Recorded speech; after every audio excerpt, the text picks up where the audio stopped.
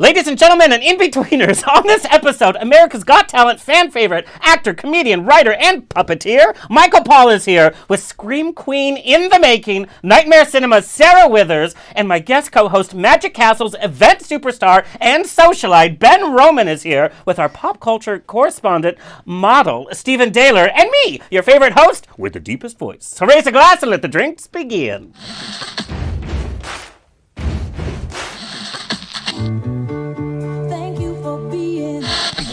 Life is a banquet, and most poor suckers are starving to death. I'd like to propose a toast. This is On the Rocks with Alexander, coming at you live, where I drink with your favorite celebrities as we talk about fashion, entertainment, pop culture, reality TV, and, well, that's about it. So pop a cork, lean back, and raise a glass to On the Rocks. Fasten your seatbelts. It's going to be a bumpy night. Lord have mercy. We have a little bit of everything tonight. Buns and bows and pantyhose on the Rocks podcast, the place where we're too glam to give a damn. All of a sudden, this is my pet peeve, my entertainment pet peeve for this week. All of a sudden, we are flooded by commercials using beautiful arias from operas and beautiful singers. Stop using fancy music for your crappy products. Literally, the Ave Maria was being used for Target. Like, what the hell does that do with Target? Oh, sorry, Mary. Baby Jesus is crying somewhere. Thank you to our sober listeners for tuning us in.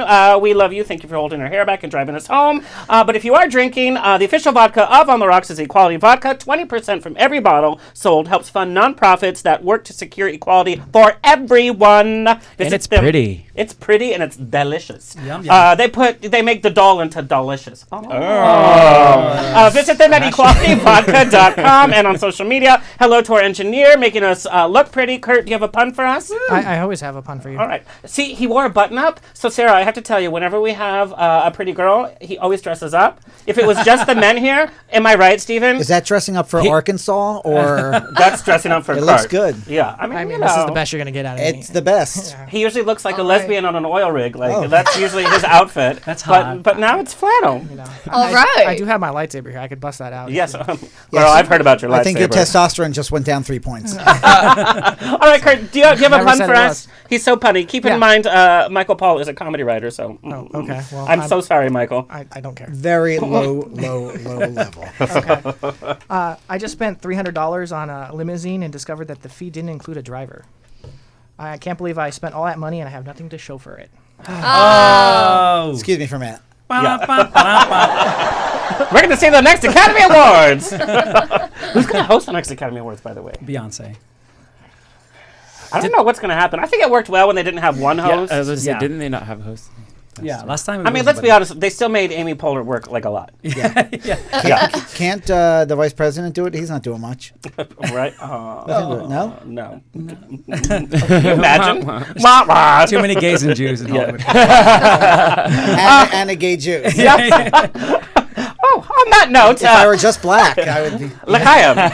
And still the Latino gay is still waiting like, cast me, cast me. The show is brought to you by Straw Hut Media and Here TV. You can watch or listen to every one of our now 190th episode at On the Rocks radio show for free, whether you want to listen to it or watch it. Hello to our listeners around the nation on iHeartRadio, Stitcher, TuneIn, Apple Podcasts, Google Play, Spotify, Roku. I'm excited to announce we are now on Pandora's new podcast section. And of course, we are on the Facebook pages of Trendy Now in San Diego, GED Magazine, I Love Gay LGBT, and of course on the Rocks Radio Show on Facebook. Have you given us a like on social media? Because we love you. Like us on Twitter and Instagram at On the Rocks on Air. Send me an email. Book me for a wedding, funeral, quinceañera, bris. I don't care. I will show up. Info at ontherocksradioshow.com. We bring the show to you for free, so show us a little love. Thank you to our sponsor, just in time for Halloween, Volante Design, maker of my fabulous licensed Star Trek-inspired jacket for streetwear or convention wear. I wore it as a blazer with a tie. Feel like a protagonist in your own adventure with clothing inspired by video games, comics, TV shows, and all your favorite fandoms. Discover your style at Volante Design and save $10 off your first order with code VOLANTEROCKS. Go to volantedesign.us. I want to officially introduce my co-host for tonight, keeping us in check, making his On the Rocks debut. Fell in love with him. I'm spitting all over the place because I'm so excited. Fell in love with him at karaoke. Mr. Ben Roman. Was it karaoke or was it? It was karaoke, yeah. Okay, One of the I don't many remember, but I remember my Yeah. text. I'm like, oh, one of the many karaoke's, yeah. Yes, but I didn't remember the night, but I remembered meeting you. Event planner by day and pop star by night, Ben Roman is a Los Angelino of 18 years who literally makes magic on a daily and nightly basis. according to his grinder. Born in New York City and raised in Tejas, Ben has been involved in entertainment and events nearly all of his life. When not organizing special events at the world-famous Magic Castle in Hollywood, you can find him somewhere in SoCal, emceeing events or hosting karaoke, and bingo! He's an illustrator, graphic designer, avid CrossFitter, and zealous supporter of his college alma mater, TCU. Woo, go frogs. Go frogs. Ribbit. It's a frog? It's a horned frog. It's a frog with spikes on its back. It's pretty awesome. Ooh. He's vicious. He I don't squirts know blood how out of his vicious- eyes. He That's a few does? horned frogs than we have. Yeah, there's Say. He squirts blood out? I do that on a Friday. By the way, your test came back. Yep. How dare you, sir? Sorry. Yes. You're fine. Oh my God. People are literally... anyway, that's a whole discussion. It's alumni associations of his fraternity, Pi Kappa Phi. Did I right. say it right? Pi did. Kappa Phi? I got the pi right because I love a good pie. And beware his alter ego, Ben Yonsei. That's right. Please welcome the first time, Ben Roman. Hi, everybody. So you MC a lot of events. Yes. You're all over SoCal and different types of events. It's never like the same thing. As a fellow MC, sometimes I don't do things right because I'm like, what am I doing here? What are the do's and don'ts of being a good MC? Well, first of all, I would do twice as many gigs if I spoke as fast as you did. I wish I got paid for every word, by the way. Yeah. So normally one of the biggest don'ts when it comes to emceeing is they tell you to slow down, right? Yeah. They tell you to, if you think you're talking slow enough, talk a little slower, and then that's perfect.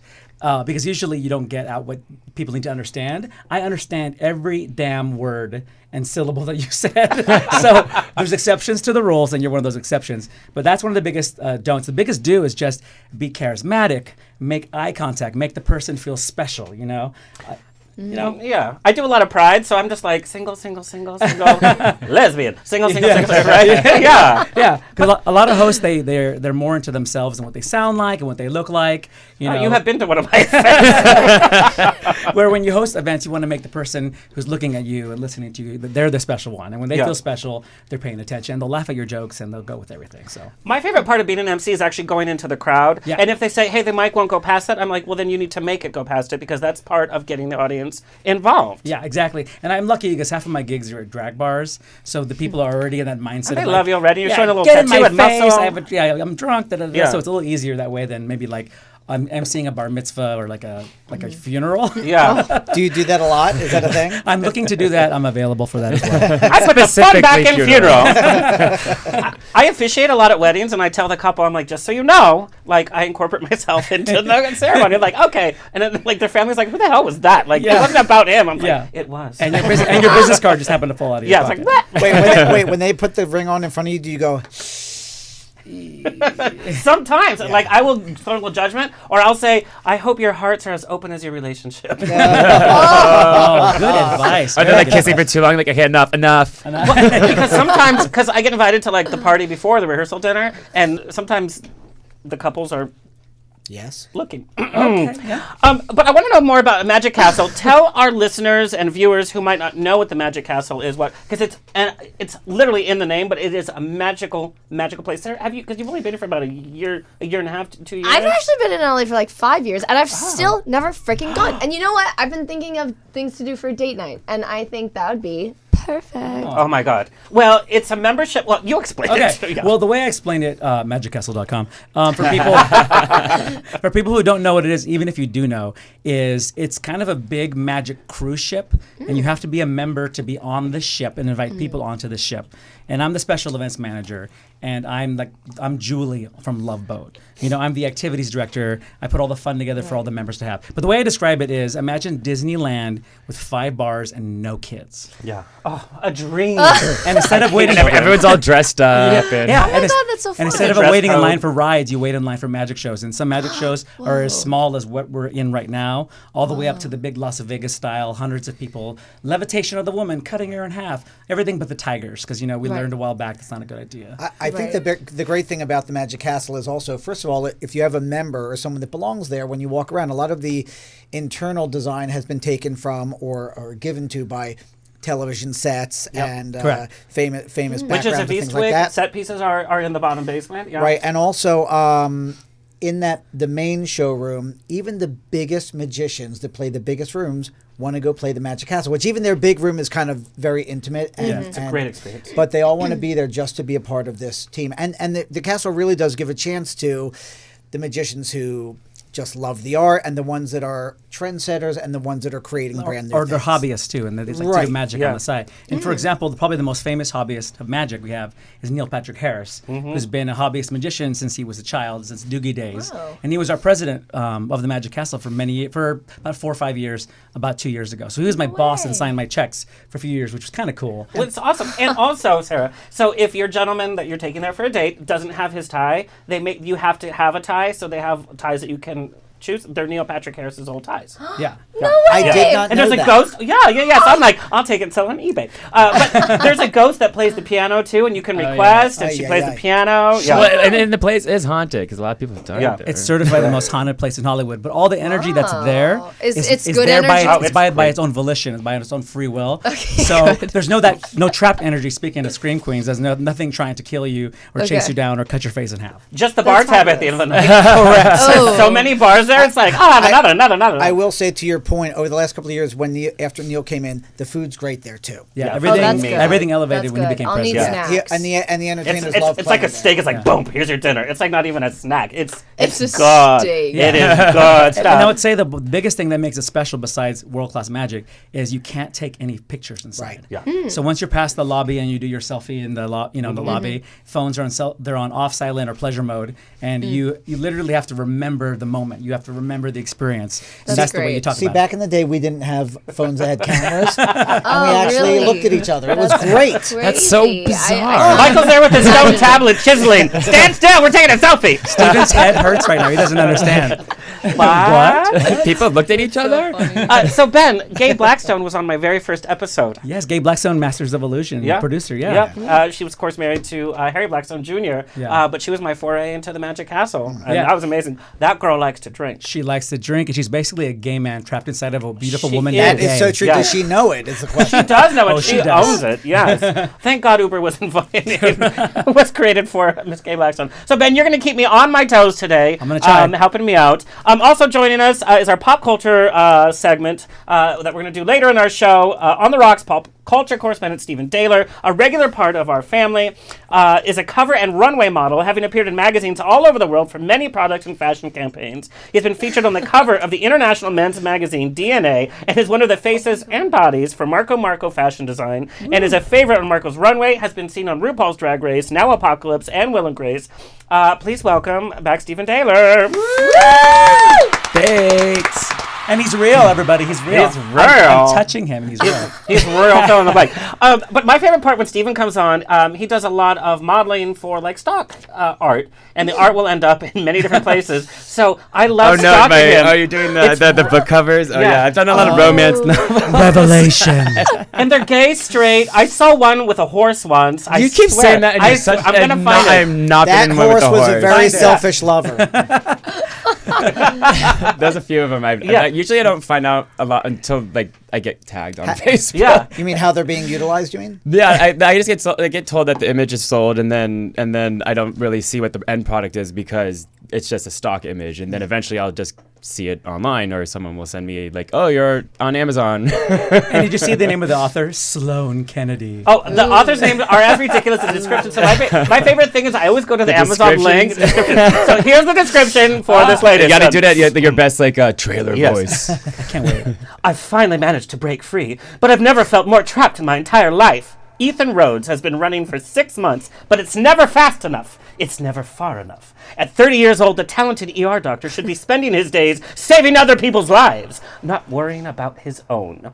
Tate, Stephen's character, is one hot, wickedly sexy, adorably dimpled alpha male pain in his backside. Alpha Pun male intended. So much stupidity happening in that. by Sloane Kennedy. Yeah, but he should be. I heard learning all ER. of those words, but didn't understand a Can I word just of it. say Exactly. the movie was better? It was done by Joel Schumacher, of Was course. that him? Oh, Joel, what's he doing? Oh my god! But how ridiculous! It's like adorably dimpled? Like, what English class did you learn that from? He's not talking about my cheeks. Clearly. Girl, we've all seen the full moon. All right, let's officially welcome our guests, and then we're going to do a little icebreaker with our pop culture segment.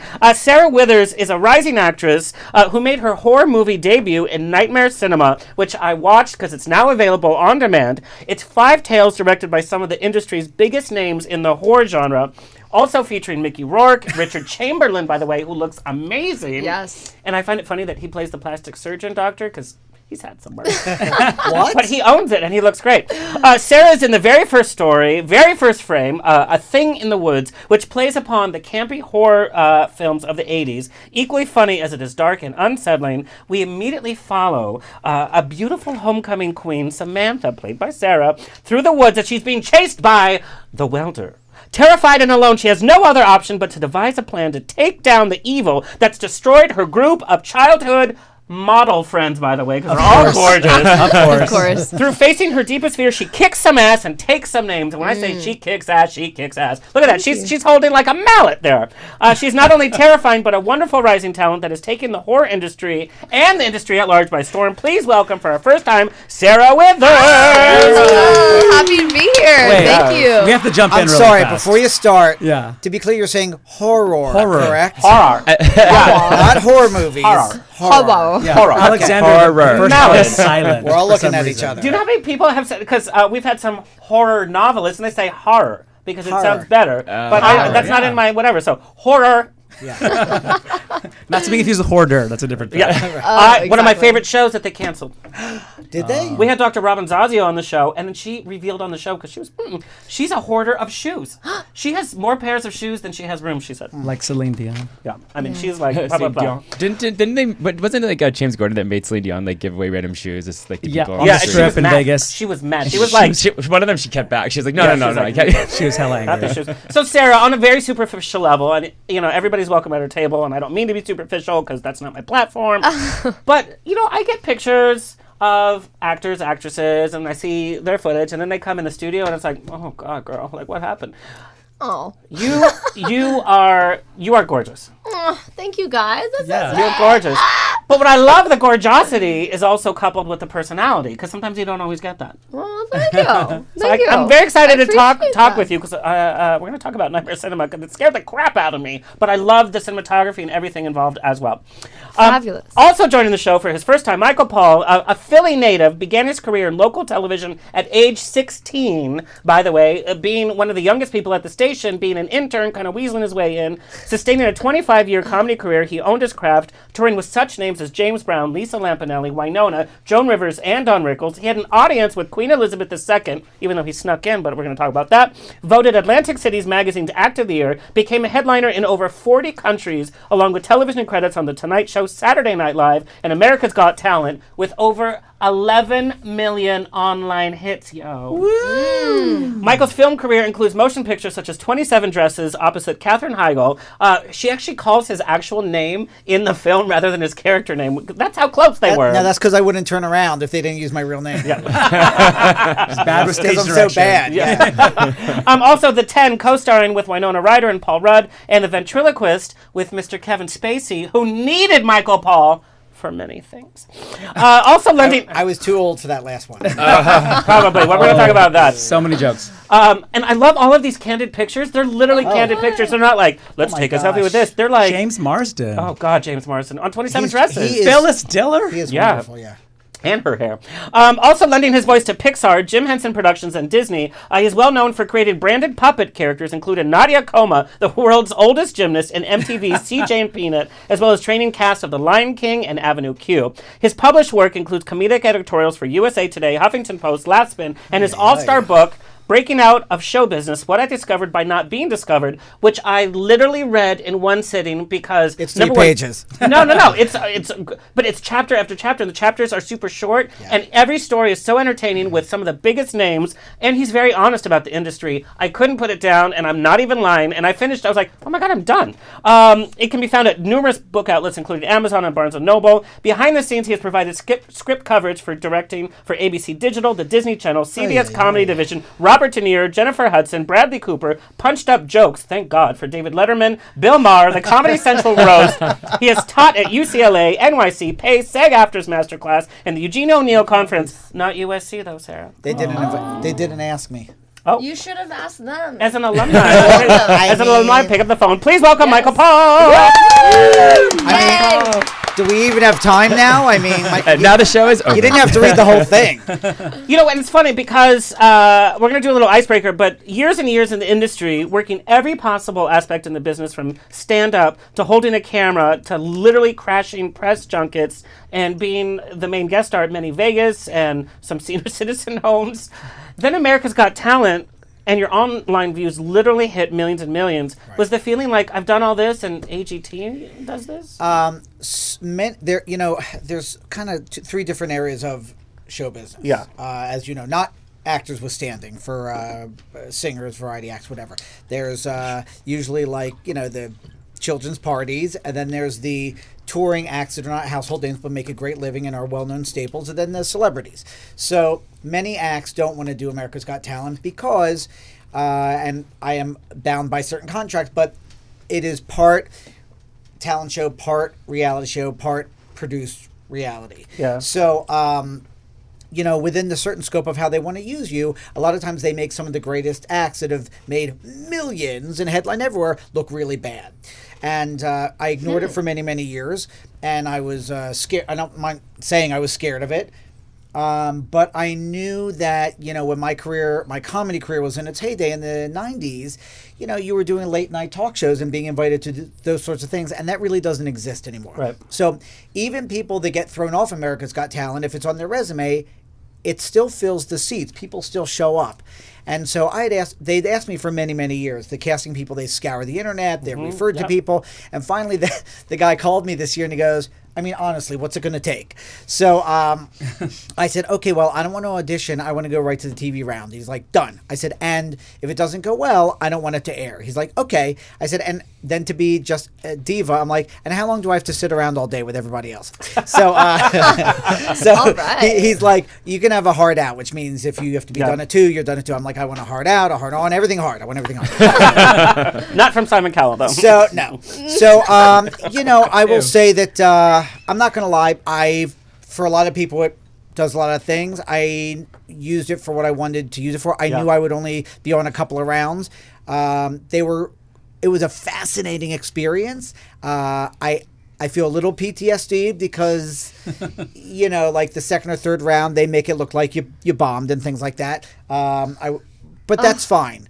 I felt more bad for my mother and people. She's like, my mother, when they buzz me, she's like, who is Simon Cowell to judge you? He cheated on his wife and slept with his best friend's wife and had a baby with her. I'm like, Mom, it's TV. So the oddest thing about it was, and it did move the barometer a little bit. I really just did it to parlay a couple of other areas of my work life. So, and it really does make a difference to participate in that, good or bad. I will say the oddest thing was, the crazies came out of the woodwork. 80% of it was great. 5% were certifiable, alert the police, crazy people. You've had a couple of stalkers in your life, too. More than one. Yep. And I'm not even famous. So if you're going to stalk me, your parents did a terrible job. You should kill yourself. So, I'm not suggesting you kill yourself. You have to do that disclaimer. I'm just saying, if you do, it's Alexander's fault. Okay, so, but anyway, that was fascinating. The call. You know how on social media when someone's not your friend, it goes in that secure box, that little folder. Right. Off to the side. You have to decline or allow. Right. Yep. So I opened it. First one's really nice. My husband, divorced me after 25 years. I was depressed. Now I'm okay. Thank you for that. Then the next one is, you should commit all your sins to Jesus Christ. Then the next one is, I'm in prison, and here's what I want to do with you. Which, by the way, in prison, I'm a 10. Just so you know. So, and so on and so forth. So, yeah, it was a fascinating experience. Yeah, you're late. But, yeah, it was a responsible thing for show business. Yeah. And that's why I did it. Now, Sarah, would you ever do a reality type show based on acting?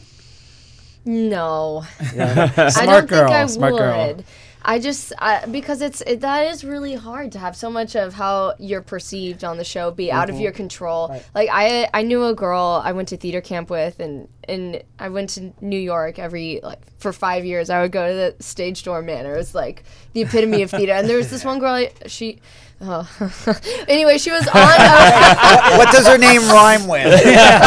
She was on this reality TV show, and they made her look so dumb. And I was like, that sucks. Like, that's not you. And I don't know. I just feel perception. You have very little control over the editing process. Yeah, It's- exactly. It is true. I will And say by little, I mean no control over the editing process. Zero. there were certain things that I knew that game, so there were certain things I knew how to do. Like they said, Sure. okay, we're going to shoot it your way, and then you'll do this other thing, and I'm like, we're not going to do that. But I Yeah. knew in editing they would do that, but I will say, unlike what you're talking about, like for the real world or things like that, for this, people really don't remember 4 weeks later. They go, oh, I remembered you, I loved you on that. They don't Yeah. remember what really happened. Like for Right. me, I had to like decompress for a while. But for what you're talking about, I agree. I think that it's not the same for an actress. It's a toss-up, though, because we're in this culture where we're viewed by, at auditions, now you have to put how many followers you have or what your Instagram is. Yeah. And it's this duality. Do I Sure, do yeah. something like a reality show just so I can get in through the door, and then I wow them with what I have to do?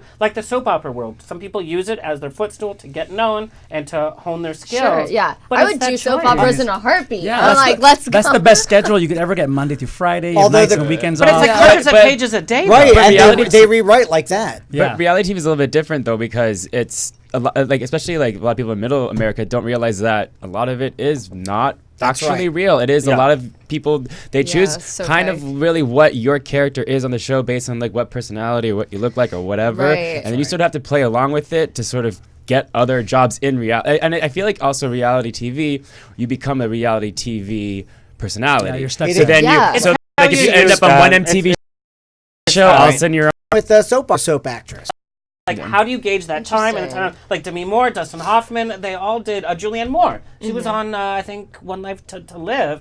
But it's that choice as an actor. It's like, how long do I stay in this? And being in the horror genre, I know your next project coming up, which Horror. we're gonna Horror. horror. It's it's like a New York way of saying it. Horror. Horror. Horror. Oh my God, horror movie. Sarah and horror.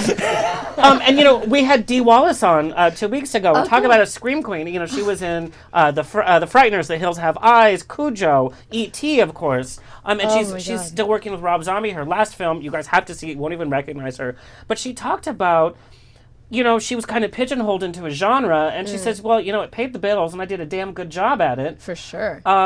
But you still have to think about what the branding is. Are you afraid of being branded? I even introduced you as a scream queen, which is an honor. Sure. But at the same time, do you think that limits you as an actress? Oh, hell no. I am so because I just feel like it's more opportunity to get yourself out there. And then I think that I'm going to be able to make some choices. Now, I know for some people who've been in the industry longer than I have, maybe that's a little naivete, but I think that it can only help me. So I'm in talks to do another horror film in April. So sorry about it. Can I just say to support her, I agree. There was a time in my life where and a lot of people in Hollywood do, where you micromanage what you're doing because you have a persona. You have Or you have an agent in your ear or a manager in your ear. right, because of your branding. And the problem with that is it turns everything into work. And when your work has to pay your bills, it poisons the well and you're not having as much Yeah. fun. And if you can be as open and warm and lovely as possible in the work that you're doing, particularly as you're building your career, which you're doing very well, but it's the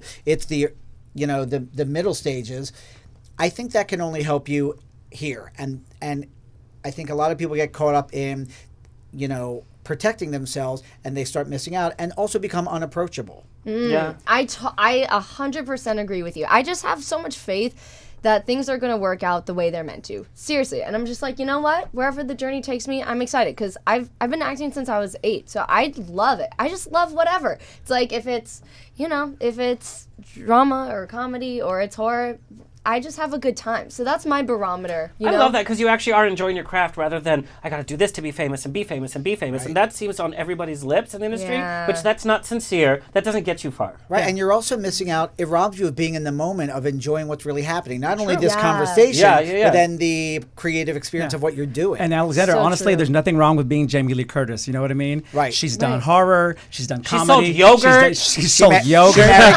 She married Christopher Guest. I love Activia. so So regular. So regular. So regular. I want to know how they hang out, by the way. I don't know, but I will say this. I did an event with her, and she had to change in the back, and she didn't want to just change backstage. She wanted like a closet or something. I'm like, you've been naked in every film you've ever done. Yeah. Things droop, Michael Paul. Well, I turn out the lights. I close. Yeah. All right, we're going to take a really quick break because we're going to take our selfie that you can see on Instagram at On The Rocks On Air. When we come back, we're doing a little icebreaker. Even though we've been pretty good breaking the ice, we're going to cover what's hot in pop culture when we return. Woo. Okay, let's take a quick selfie. Everybody, get in. Wait, what's happening? You gotta go lower. Have you ever taken a selfie before? How dare you? You guys have to. You're not even in it, though, Yeah. Alexander. Do you want? Okay. There we go. One more. My little Tyrannosaurus Rex Who arm. takes a selfie vertically? Who is the bartender? He's right over here. Here, His here. name is Yes. Joe. Yeah. Thank Jesus. All of us. All right, Kurt, take us into our pop culture segment.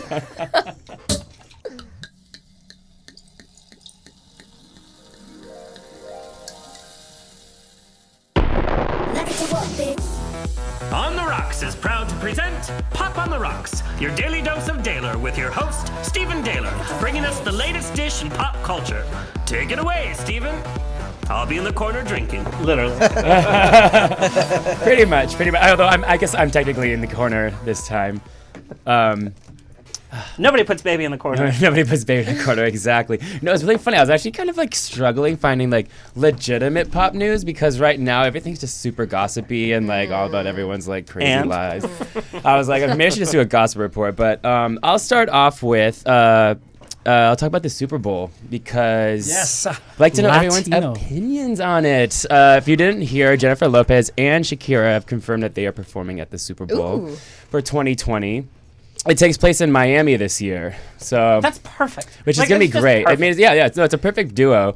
I'm curious as to like, I kind of feel like Jennifer Lopez could have done it by herself. She's kind of like super like she's coming right off of Hustlers right now. Yeah. She's like she has her TV show. She has the Vegas residency. I mean, Shakira obviously is like huge and massive, but I think she hasn't really been in the public eye as much right now lately, right? But they always pair greats together. Like Madonna shared it with. She didn't share it. She had people. She had it was guest hosted. stars, She had right? guest Yeah. performers. Everyone always has guest performers, but we haven't had like an actual dual performance. When was the last time we had more than one announced performer?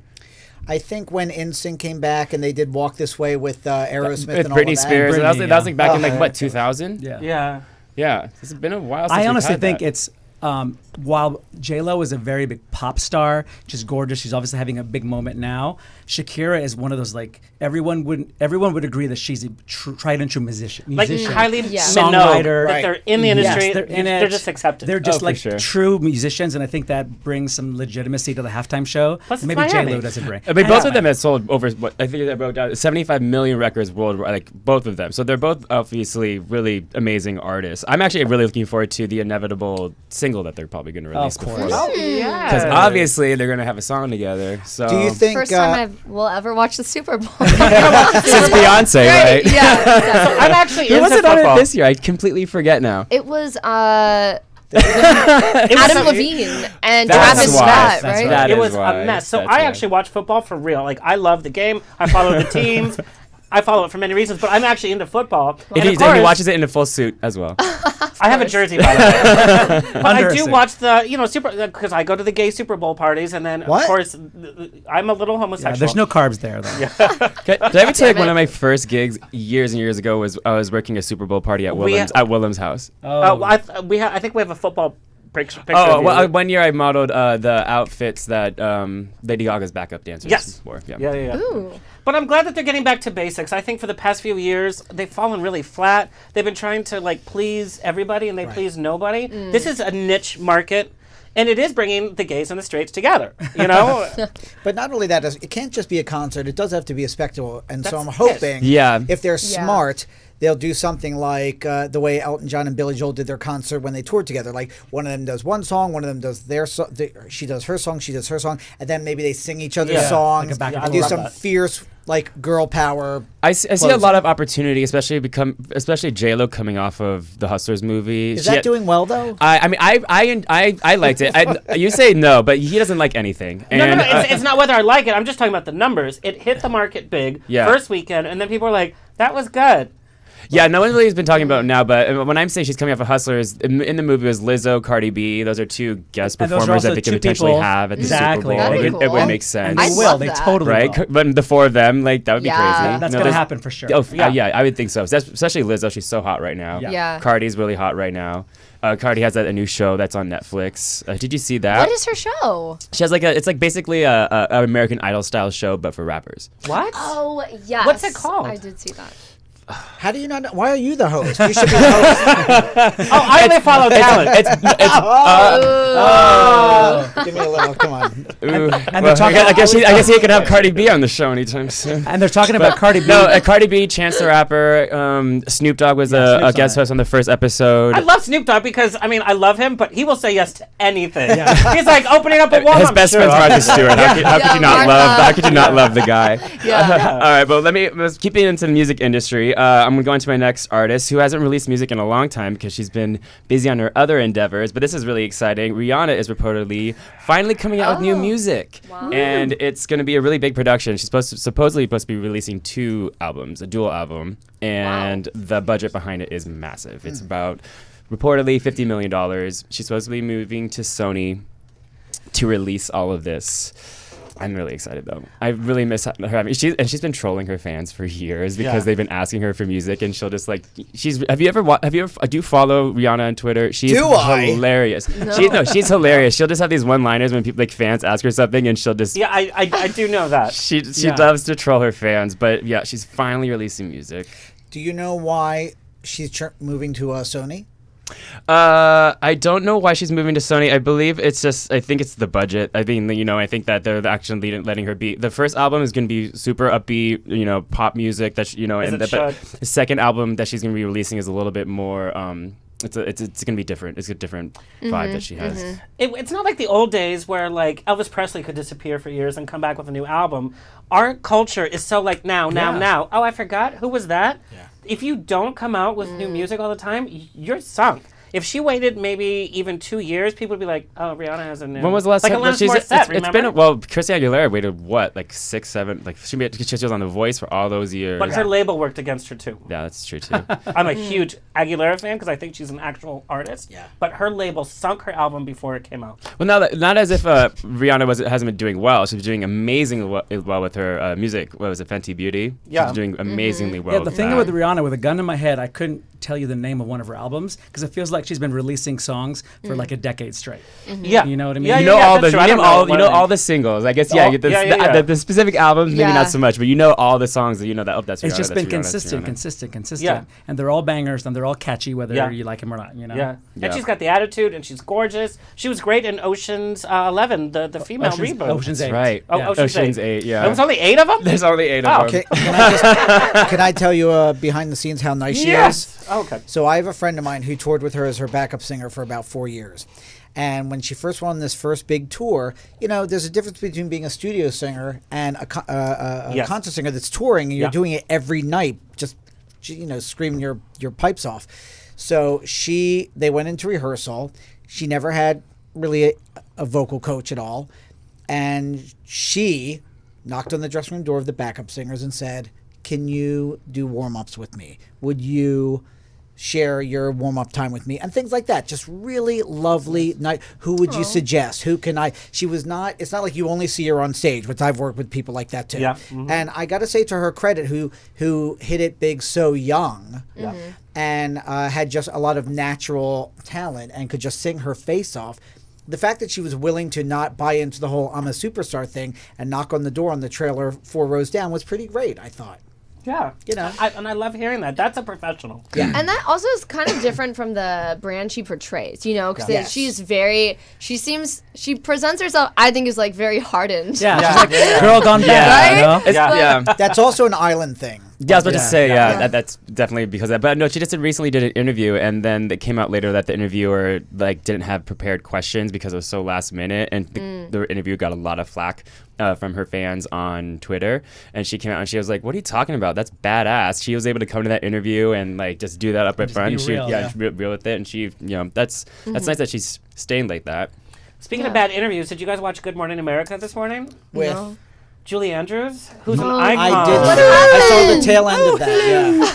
Oh no, Exactly. what happened there? You have Julie Andrews, probably one of the most important people from musical theater and film, and Disney, by the way.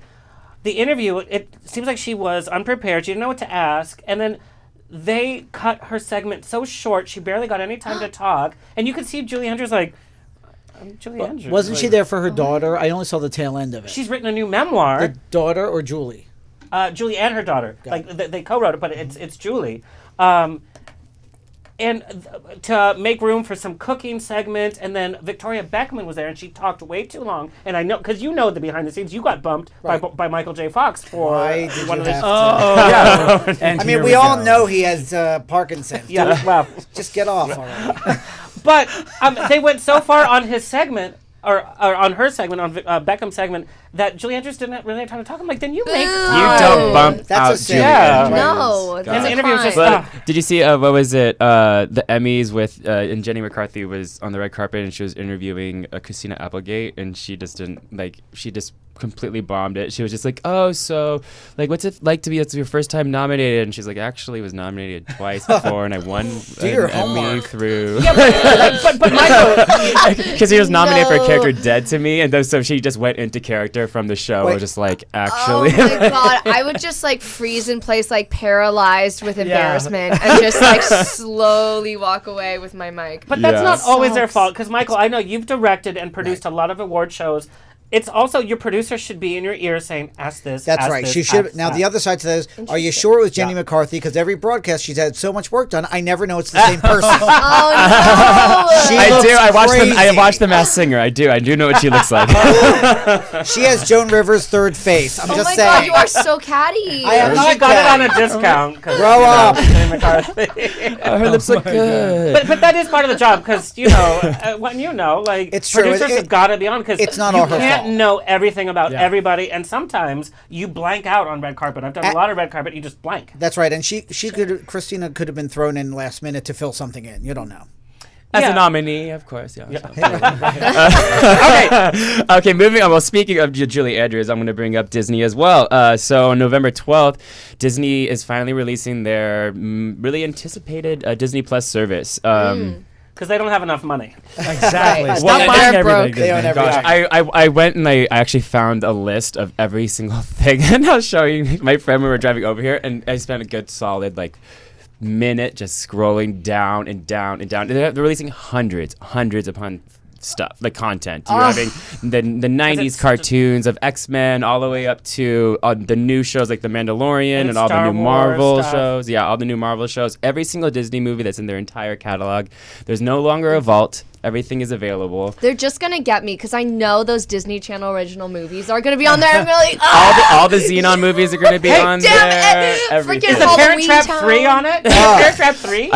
There is. Oh yeah, no. It You're, was Haley Mills when she was an adult. Yes, It was yes. one of the worst things I've ever seen, but of course we watched I'm it. almost Have you seen positive. I Legally think Blonde it is. too? Oh, sorry. You know, There's a the- legally The only, yeah, that one. the only There good is. thing about having all that content as they can no longer do that horribly scathing marketing ploy of hurry up and buy this movie for your kids or it's going into the vault for 40 Back years. into the vault. I hated that when I was a kid. Is going that- back into the vault. I don't remember that. That's because I'm so young. So back in the 90s, we got VHS tapes, and each tape would come VHS. out It was on box. like I silver, did have platinum. VHS Yeah. tapes. And But we the can buy thing is- it now. And it literally scared you that you are never going to see this film Right. everywhere. It's never going to be a live version and They animated didn't have the version, internet, a so you reboot. couldn't just Yeah. stream Yeah. it online. And I right? had a single mom So she was like, "Do we, buy groceries, or do you get this film before it's in the vault?" We forever?" get the film. Yeah. You know those Wow. original We VHS did get the film. like cases. If you have them in mint condition with the VHS, They're worth those the are money.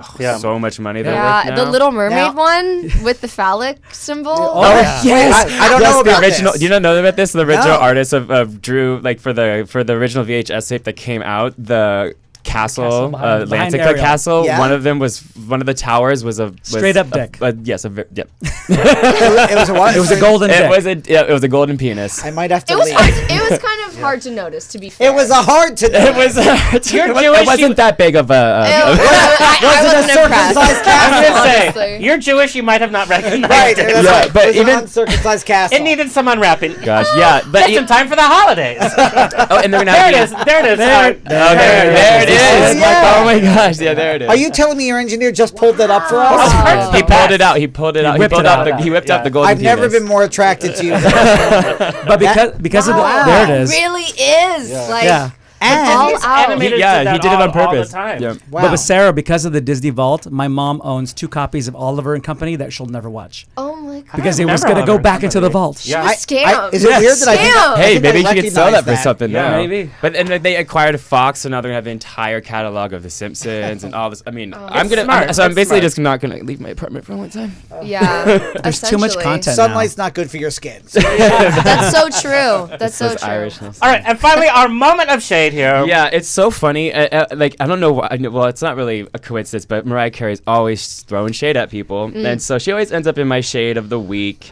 And this was a double whammy for her because did you see her on the red carpet recently? She's taking photos, and then Diane Warren comes up to her to take photos, and she just She grabs her freezes. and just moves her to the other side to take No. photos by herself. Did she not know who she was? Or I think Is that Diane Warren? no, that looks like Cheetah Rivera. It looks like Liza Minnelli. Chris Jenner's It got does. another one. Kris yeah, Jenner. No, it's She definitely. actually got captioned as Kris Jenner. Yeah, she got captioned as Kris Jenner, but yeah, it's Diane Ward. And she tweeted out being like, "Yeah, hey Mariah, we wrote some songs a couple times together." And like, God, Mariah. oh yeah, she's like, Meanwhile. and then at the same event, Jennifer Aniston won an award, and she had come out for a speech right before, and then after that, Mariah comes out and calls her Reese Witherspoon.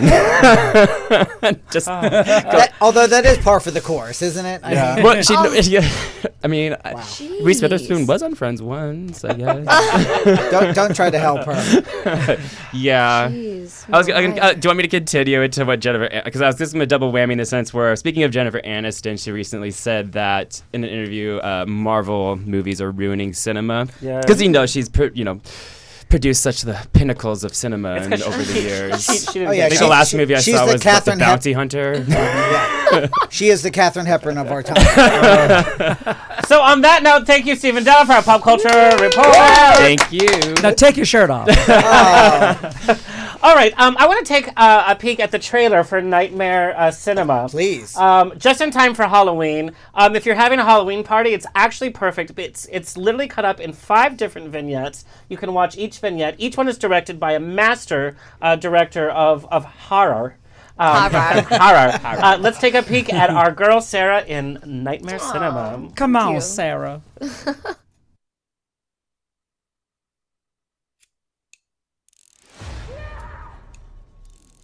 I'm the projectionist.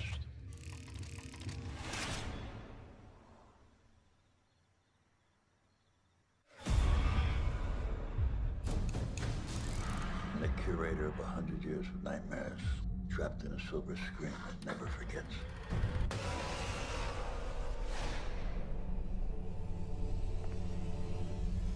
What are we gonna do? Fight the damn devil.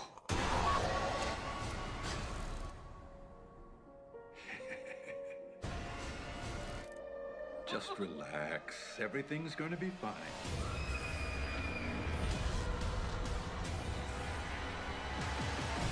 Come and get me.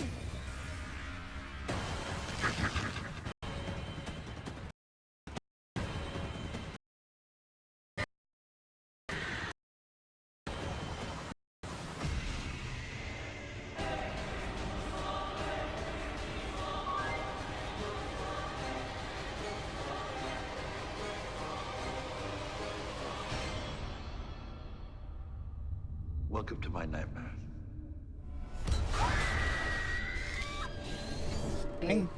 That wasn't me screaming. It's funny because there's like 5 trailers out, and the official one, they cut out, I was supposed to say, "Come and get me, bitch." But then it just goes like, "Come and get me," and They had to play it on Nickelodeon. exactly. That looks amazing. That looks amazing. Well, thank you. I just peed a little. No, it was so fun watching, and like celebrities are popping up left and right, and each story is told such differently. Filmed at the Rialto in Pasadena, by the way, that's closed down, but it looks amazing in the film. Before this film, what was your relationship with horror films? Was it something you watched growing up? Do you remember one of the first films that scared the crap out of you? Yes. Well, I didn't really watch them at all. I remember seeing Liv Tyler in, I think it's called The Strangers. Yeah. That one really That was pretty scared me. spooky. I have a very, very, very, very, very vivid imagination, especially when the lights are off and no one's home.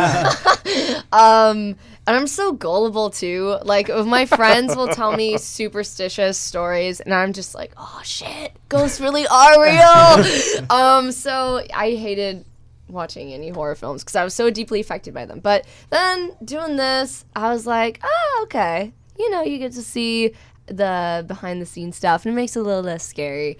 And then through exposure therapy, I've been watching a bunch of horror films, and it's not as bad as it used to be. Especially because, like, if you do this and then it makes it easier. It's like, okay, you only see. I find that when you break up the tension, that really helps. So you just look away and look back and look away, and it's, yeah. The success, I think, of your vignette was exactly what you said, is breaking up the tension. Alejandro Brugué was the director, and he mixes comedy in with the horror. On top of it was a throwback to the 80s camp. So, like, you kind of relax a little bit, and then you're thrown back into the horror of it all. And it's this dynamic. What was it like working with him? What was his process like? Well, he's a hilarious guy. Yeah. You just love being around him. He's one of those people that just makes you laugh all the time. But I had no idea it was going to be funny. He didn't really let me in on that at all. It was just kind of like, you know, play it as serious as possible, and the stakes are high. You're gonna die. You're gonna kill this guy with an axe, okay? Like, so that was just, but he was amazing to work with, and he was so supportive, and it was really my first movie, so it was like, I was so nervous, but I felt at ease. Well, it's funny because it was filmed a couple of years ago, so you were still going to school. You had just come from stand-up comedy class, and then you had like Uber issues. Oh, yeah. So I love these Hollywood stories, by the way. True Hollywood stories. Yeah. So I was taking a stand-up comedy. I was taking a stand-up comedy class at USC, and I had to perform my set in class that day because we were going to be doing our official set at a comedy club in Santa Monica a few weeks later. So I had to do it. So I did my set, and so I was going to the callback, and I was cutting it a little bit close, but I was like, you know what, I always give myself so much extra time, and it always works out. So I'm sure it'll work out today, even though I don't have a ton of extra time. I had just the right amount, you know. Welcome to LA. You get there 2 hours early or 2 hours late. Exactly. Like, Yes. Yeah. And so I got in my car, and I had a very geriatric Uber driver who also didn't speak English, and he drove me in the wrong direction. I just think that he just didn't know what was going on. The app was malfunctioning. And so I was very nervous, and I was texting and calling my peeps, my team, to let them know. And so I ended up being like 45 minutes, an hour late, because I had to jump out of that Uber and get in another one. Luckily, I'd been meditating for about a year at that point. So I was just in a very zen place. I was like, you know, everything happens for a reason. And then I was like, the silver lining for me was I was like, I'm going to walk in there and show them that this is not my idea of professionalism. I'm going to tell them that I'm so sorry to have like disrespected their time, but obviously this was out of my control. So they just finished the casting session, and they stayed for about 10 minutes extra to wait for me, which was really sweet. And I went in there and I was like, all right, I got to give it everything I have. And Alejandro was there, too. Alejandro was there, so there's that pressure on top of it. Yeah, but it worked out. Sarah, that's my question. You said you got in the Zen headspace. Like, to do a horror movie, if you know anything about movies, there's a gazillion people watching you. And there's anywhere from 1 to 2 to 1,000 takes, right? How do you get in that place where you look genuinely horrified, and scared with all those people watching you? I just am like, okay, act as if this is really happening, and then just do it. I think like I think I'm just sort of used to like I'm just very comfortable with the fact that like this is a character, and so it helps me not be self-conscious. It's like, this isn't me, you know. I'm very good at disassociating that way. Yeah, 'cause you're so smiley right now. I'm trying to imagine you. You know, I see the trailer and then I see you now. And that's funny because when we first see your character, you're kind of in a vulnerable spot. We actually see you, which is part of the comedy. You're like slipping and you're falling into a body full of intestines. You can't even get up, and it's like funny, but it's not at the same time. And then we really see your character come to fruition. And to your point, there's this duality where there's this heightened environment that you're in, and horror, we know, has a heightened presentation, but there has to be sincerity. We know every bad horror film out there has bad actors because they're not sincere and they're not actors first. They're playing horror. Exactly. Paranormal State, anybody? How do you deal with that duality as an actress? The duality of being sincere, you mean at the same time as presentation? It's like musical theater. It's like, how do I do this? But yeah, I hear what you're saying. I didn't think at all about presentation necessarily. It was just kind of like, you know, what am I thinking in this moment? What am I trying to do? And then I think because I think the presentation is a little bit out of your control. You know, it comes down, I guess, to some editing and directing choices. And I was like, well, I just got to focus on what my character's focused on. You know. Raise your hand. Yeah. So Michael, go. So thank you. So I have I know an actress who I said, how do you feel so deeply like that? And she said, well, what makes you think I'm feeling so deeply? So I guess to follow up with your question is, that's a great freaking point. I know. So so my question is, are you just showing in the mask about being like screaming and being upset, or did you find like an actor's parallel in what it took for you to get to that place? No, it's totally just like do, and then feelings come later. And if they don't come, doesn't matter. It doesn't mean you're a bad actor because you're doing the action. That's how I was taught. And the audience fills in the rest, right? Exactly. And I think the job of an actor, please, job of an actor, I think, is to make the audience feel, and what you feel honestly doesn't matter. It doesn't, because you're being paid to do this for them. So it wasn't. I didn't necessarily get to any sort of place. It was just, you know, doing again. That sounds so vague, but no, I actually think it's a very honest. You know, when I've done theater, the director's like, you know, there's the fourth wall there, and you know you're in this. It's like, no, I know there's an audience there. Someone's getting the cough drop out. Somebody's coughing. Like, I know. Like, we all know that we're acting. So I think that's a very honest, and that's your job is to act. So if you have to act, you have to act. Yeah. Why do they think opening up the cough drop slower means softer? I do that too, though. It's loud. It's still loud. But if you do it loud, then everybody looks. But if you do it soft, it's like, who is that? And they never know. Speaking of cough drops, do you ever get hoarse all the screaming? I did get so hoarse. And then I just about a week ago came back. I was filming another horror film in Sacramento area, and I got laryngitis. Oh no! And I had no voice for a couple of days. Luckily the scenes I was doing, I was able to whisper because that's the only sound you can produce when you have laryngitis. Oh no, he's squeezing around the corner. And then I had literally, okay, so they put me on prednisone and a Z pack of antibiotics, and then right as I was getting my voice back, I had to do these intense screaming scenes. So my voice is just coming back now. And prednisone, it's a steroid, so it makes you hungry, makes you overeat, and makes you bloated, even if you haven't. Well, I was very irate. I was so irate. I was sending my friends these rant text messages. I'm like, you know, from like people that I had a thing, like a tiff with a couple years ago. I'm like, should I send this text to them? I'm just telling them exactly how That's I feel. me drunk texting every night. Full on roid rage. Roid rage. And they're like, why? I don't want to know how you know that. Just say she was on steroids and she was angry. Sarah, but it was kind of fun. I got two words for you, Sarah. Mickey Rourke. Go.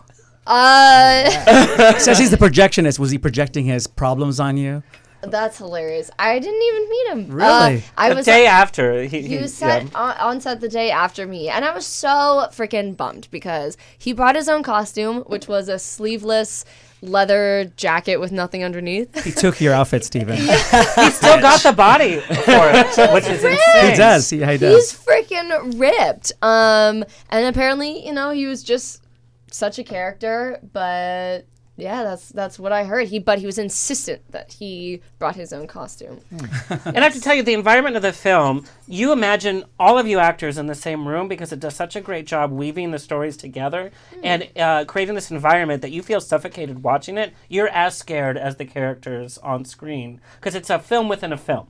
Yeah. And you feel like you're watching that film for you, so it's like Inception, a film within a film within a film. Yeah. But there's this camaraderie, so it's like, oh yeah, well, she was in a scene with Mickey Rourke. I'm like, no, she really wasn't. But it's that carry through that really makes the film chilling. And of course, Mickey Rourke is, I want to talk. I want to talk about the stand-up aspect because you studied stand-up, which I think every actor should do. I hate improv, but I think you should study it. And Michael, I know your stand-up type of comedy presentation, you have gone back and forth from using puppets to not using puppets. Right. As a personality, and we're going to take a peek at a clip from America's Got Talent, but as a personality, you're kind of behind the puppet, and the puppet really has focus. Like, who we remember from AGT is, of course, the bird, and of course, the old lady. But it's your comedy, it's actually your talent that's making this work. And you've played with this. Do I bring the puppet? Do I do it on my own? Tell me what makes you bring the puppets back? What made you put them in the box? Well, I think there's a big difference between 2 minutes on prime time and doing your stage show sustaining an hour and 20-minute show. Yeah. Or doing Las Vegas or whatever. I think that I started out as a stand-up comic and an improv comic. But at the same time, I was puppeteering for film and TV. So when the comedy boom hit in the 90s, someone came up to me they said, oh, you're just another guy standing in front of a microphone. You should use the puppets, too. And it was a ventriloquist who taught me that. I knew nothing about the hierarchy of comedy where it goes, there's the purists, which are the stand-up comedians, and then everyone else that uses a prop sucks. Carrot Top gets so much flack. Meanwhile, he's his a billionaire. Exactly. Out. Right. And he's also ripped. He is so He is ripped. He is ripped. It's ridiculous. He looks like Jenny McCarthy's second face, but he is ripped. It'll get there. Right. But yeah, so it did marketing-wise, it was very helpful to me, and I liked that. That creative layer to the show when there's a bunch of stand-ups on the bill. I think that as I got older and I saw that comedy was changing and I wanted to... There is a theatric quality to using props and characters, but for me, I never put the puppets on... The puppets were first shown on The Tonight Show many years ago and a few other things. And while, yes, it's true those characters got me the gig because it wasn't just another stand-up act, right. I always felt that I was the product first. We talked about branding, right? Mm-hmm. Caring about your brand. So, the puppets are never on the billboards or the posters or anything like that because I am the act. Yeah. The puppets are the props. So now do people remember me? Probably not. They remember the world's oldest gymnast, Nadia Coma, and the bird of prey that poops on the floor a lot. That's okay with me. In my full show, I would say it's half and half, where the puppets are... The reason I would only go so far in America's Got Talent is because my full act is not as a ventriloquist. I was a stand-up first. I like that kind of expression. Sorry. And his grinder. I knew he looked familiar. And thanks for blocking me. And also... True story. But I knew that... It wasn't that true. You didn't have to jump right in that it was true. No, he blocks everybody. You're trying to hurt me, but that's okay. No. I'm blocking you right now. So, but it is a balance in comedy as far as how that goes. So, really the puppets are the dressing for what I do. And I just know depending on the venue I'm performing will determine what percentage I use. The question I've actually had for you this whole time. What is the bird poop made of? No, actually, it involves what you talked about. So I read that you did some touring with everyone from Lisa Lampanelli to Don Rickles, but you've also done Pixar, Disney, ABC. So how do you do... What's dirty jokes to you when it comes for that whole gambit of spectrum? Oh, yeah. What do you mean, what's dirty? What do I consider dirty? John Rickles is one of my all-time favorites. Okay. But then you also have Disney and ABC. How do you be funny? Disney doesn't call him anymore. So it's funny. They do now, but there was a time when they did not. Yeah. So, the hard thing about entertainment is that, to your point, they try to put you in one little box. And I have found that I cannot submit materials or have any remnants of the more adult stuff that I like to do when it comes to something like Pixar and Disney. So I make sure that what they are sent is really isolated. You would think casting people are dumb. Sorry, but I had a casting person. It's because they're quick. They're not really looking at your stuff. But I had someone say to me, "We need someone with a beard." Now I can grow a beard in about 4 hours. So they loved everything and they did, but they needed a beard. I know when you go through puberty, right away, it's going to happen Someday, Steven. Someday. Exactly. So, yes, to your point, it's not easy. You know, the only reason I do so many things was because for many years I was interested in a lot of different things, and I had the what's it called when you think you're that's why I can't have nice things. I feel like when you think you're a fake, what's it called? The imposter syndrome. Imposter syndrome. Thank you. Come on, Sarah. You're to the front of the class. Come on, Sarah. Oh, kudos. What is? She's not. I know it well. Not really. You're too young for all that baggage. But I do have a great therapist. However, I think I tried a lot of things. One, because I enjoyed it, and two, I had the imposter syndrome. And then years later, I realized that I could have all of those careers, even if one of them doesn't skyrocket me to the top of show business. It's a little of this and a little of that. So, you know. Because dirty jokes is hard to say it's hard. Dirty jokes is evolving now. What you can and can't say. Right now, I will say this. You know, in between takes, you can be as dirty as you want. Yeah. Okay, but since you brought it up, what is the poop made of? Yeah. Exactly. That is what everybody was asking. I thought that was odd. That was a big social media thing. So, for anyone who has not seen it, I have a character called the Bird of Prey. Let's take a peek. Let's take a shall we? And I just want to highlight, you know, we're so used to just getting to the joke because people are scrolling through on Instagram. Yeah. There's an art to the setup, and even with horror films, which is what I loved about Nightmare Cinema, is that it's this setup and it's a story being told. Once you have the audience into the story, then you can do whatever you want with them. Yeah. You don't have to go right to it. So Exactly. so let's do a little of this. Even with training, it is not hard to trigger a bird of prey. Everybody thinks it's like an exotic bird. If they're I'm feeling like they're excited in right danger, now. if they might want to attack. I have two goals tonight. One is to make sure the audience and the judges are wowed. Hi. And two, that the audience and judges are safe. Welcome. Thank you. What's your name? I'm Michael Paul. And where are you from? I'm from Philadelphia, Pennsylvania. Get the audience involved. Just What do you name do any for a city. living? I have had many jobs, True. but through all of that, I have always been an exotic bird trainer. An exotic bird trainer? Yeah. Wow. Look at Simon. He's like, oh Wait, shit, so what are you I gonna can't do? watch this. I brought one of the birds that I've been training for quite a few years, and I hope you like it. Well, without further ado, Simon's not even clapping. Now the story has been set with him walking through the Ask studio. everyone to just have a slightly quieter demeanor. They at don't first see so the we spook pre-tape. end.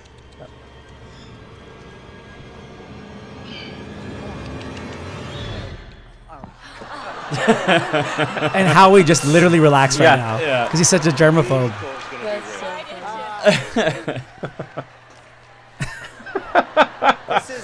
This is Willie. Willie, say hello. Say hello. Say hello. Hello. Very good there. Very good. I'd like you to welcome Willie, of course, by saying hello, Willie. Hello, Willie. Simon is like, I don't want to. And look at him. And how it warm was up. like Samuel, shitty seems prop very act. docile in captivity, but in the wild, he is known as a bird of prey. Now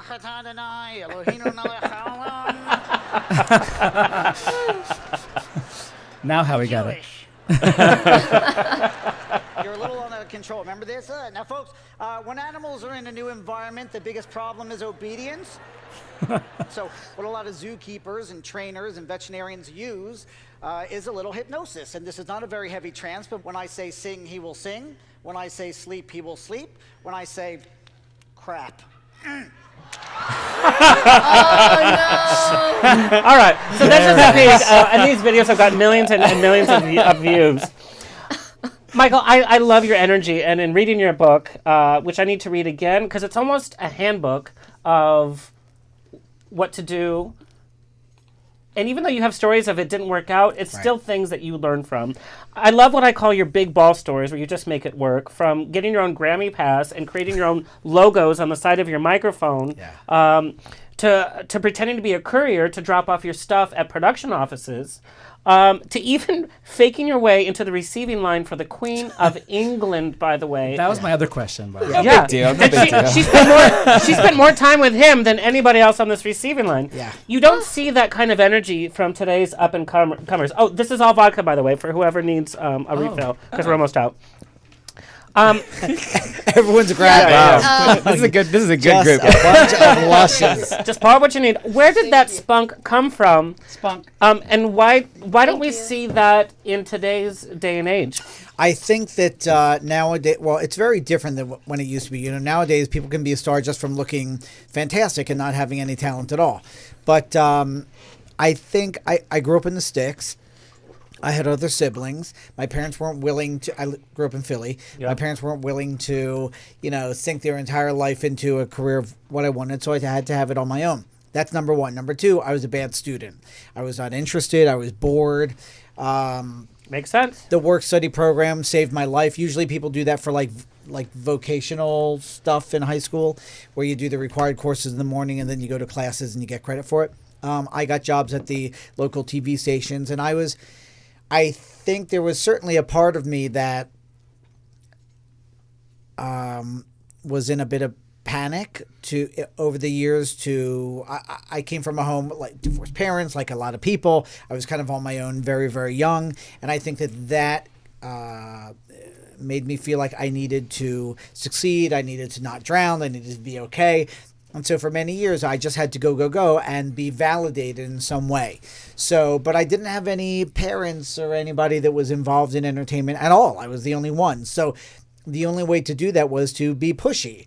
And if that meant pretending to be a courier and BS my way onto a lot and drop stuff on people's desk, fine. And we actually have some pictures of your actual fake badges that you made. So here's what so I had produced. Whoa. I was young. I was like in my 20s. That's just 20s. Courier badge, you guys. So there's all these couriers that deliver in New York, right?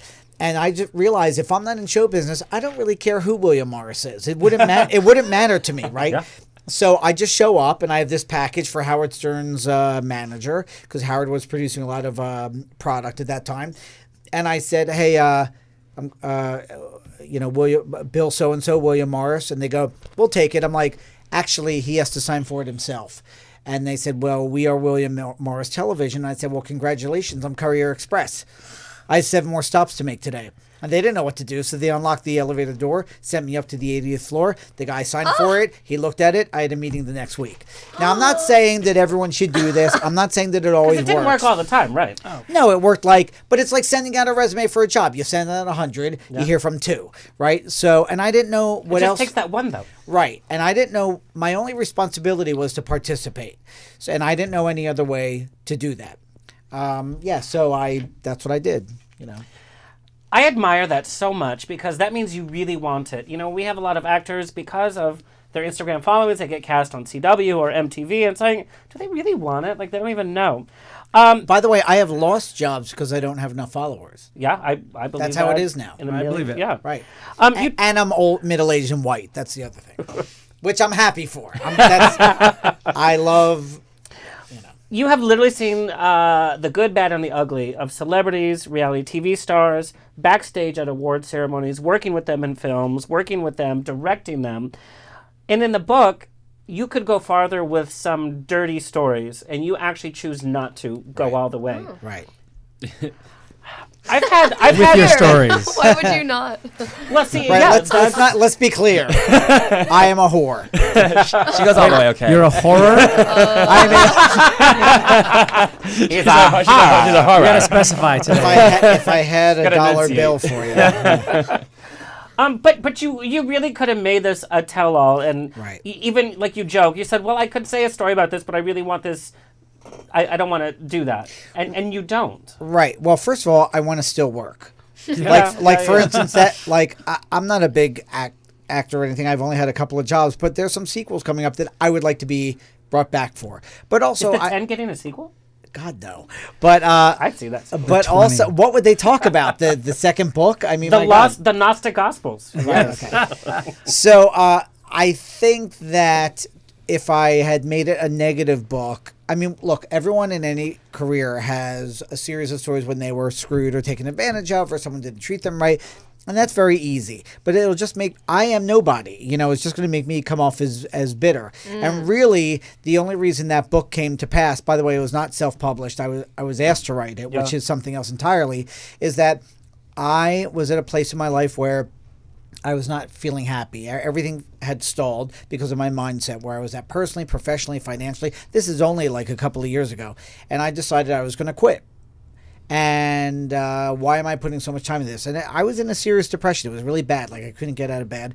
And when I put the word out that I was going to quit, this company, publishing company, asked me to write this book. I'm like, well, who is going to care about this book from someone that nobody knows? And it's another entertainment book. Who cares?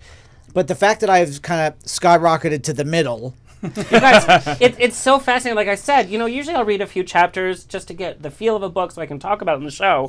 Because who has time to read nowadays? I literally read the whole book. That's so nice.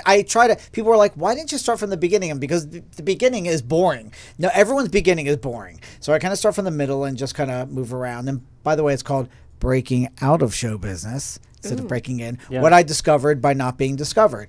And but I couldn't just talk about the good, the bad, and the ugly.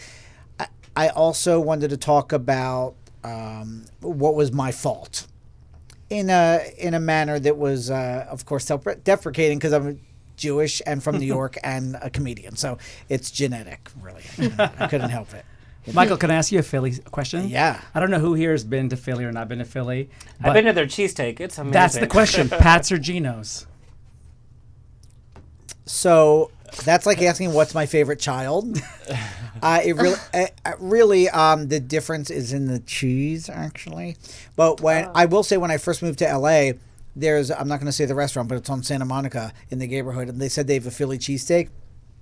It was insulting. It really does make a difference. I know every town has their thing that they go crazy about, but there is something very different about the water in the bread in Philly and the way they use the cheese within the meat and the whatever to make it very different. So You're saying both. I'm saying they're right across the street. So Yes. So do halvesies. Do half of one and then half another and take the rest home. And I don't know if you know, Sarah, these are two cheesesteak places literally across the street from each other. Oh, does it look like she's seen a Philly cheesesteak? Come on, girl. No. I want to. Yeah. I know you think, I can't possibly, but it is something. I don't have any food restrictions. Now I will say that. I'm very easy. Let's go. I will say this: there is a restaurant, I think, here in Burbank, that the guys are from Philly, and they do make the official recipe. Do you know what it's called? I'm interested. I'm ready to go there right now. after this. The vodka's making me hungry. We'll talk about You're it. like the perfect girl. Like literally, you can watch horror films. You can eat a Philly cheesesteak. Throw it up after. Yeah. Listen to horror comedy. Horror. Right. I want to talk about the role of women and how it's changed in Hollywood. We're in an age where we're talking about gender equality, we're talking about respect for women, and we're talking about stronger women roles, which I think has really happened. I think more is a relation to what the box office is responding to, not so much the Hollywood executive saying, let's be better. Horror films have been notorious for, we always have the damsel in distress, and she's always, And your vignette is a throwback to the 80s, where the girl's running in the wrong direction. She's doing something she shouldn't be doing. But at the end, you really take the power. Mm-hmm. Do you think women's roles are getting better? And now you're going to be on your third horror film. Do you think the roles for women are getting better and a little bit more equal in the horror genre? Yeah, I really do. Of course, I'm speaking primarily from my experience, but then again, I'm a big fan of A24 and films like Hereditary and Midsommar featuring very strong female leads. Yeah. It's chilling. I think there's something about a woman being driven to madness that's so much more haunting than a man, because I think we have those expectations that women are going to be super compassionate and caring, and when they aren't, it's like, whoa. That's why I switched, by the way. You did switch. In one of your chapters, you said you had a crush on, when you were in grade school, you had a crush on a girl. And then yeah. Yeah. And then a couple of years ago, someone asked me to a girl asked me to help her out, and I did. I was curious how it would be as an adult. Look, everyone perked up now. Interesting. So I didn't Help mean her to. out. Was she at the grocery store? I didn't I literally. Over to her car. I got I'm confused. I know you're confused, and that's adorable, but He helps her vagina. that's right. I got out a snorkel, and Oh my god. I didn't mean porn. It wasn't a snorkel. Kurt, It was a Kurt, do we have miner's another helmet. makeup right with the video. I want to take a peek. This is a film. This is part of the makeup process that we have. Is this the green slime thing? Yeah. I saw that on your Yeah, Instagram. Oh So, yeah. That is Let's- crazy. That looks Slay. like that feels like claustrophobia right Wait, there. did you ask to do this, or did the production do this for you? Oh, I didn't ask to do it. This was just necessary. Amazing. And it was about eight pounds, right? Well, I believe it's 8 pounds without the silicone, or excuse me, without the plaster. Oh my god, And then- that's my horror film right there. Yeah, this is And like then they put plaster on top of the it. next season of Handmaid's Tale. Yeah. like talk about meditating? You probably have to like get into like a really like calm headspace when you're like. Well, I don't really get that claustrophobic. It's more so just like it was really painful for my neck, holding up 'Cause of the all that heaviness? weight. Like Yeah. my head was twice the weight that it normally is. And you were telling me earlier that when they Bobbleheaded. took it off and they pulled the tube out, like 10 gallons of Of spit came out, right? Oh my god. Yeah, it's so gross. Thank I- God I was wearing garbage bag couture. Yeah. And Well, just sliced That's Lady Gaga Grammys 2020 right there. exactly. Can I ask you a question while we're looking at this? Yeah. Is there an actress that you feel like has your career?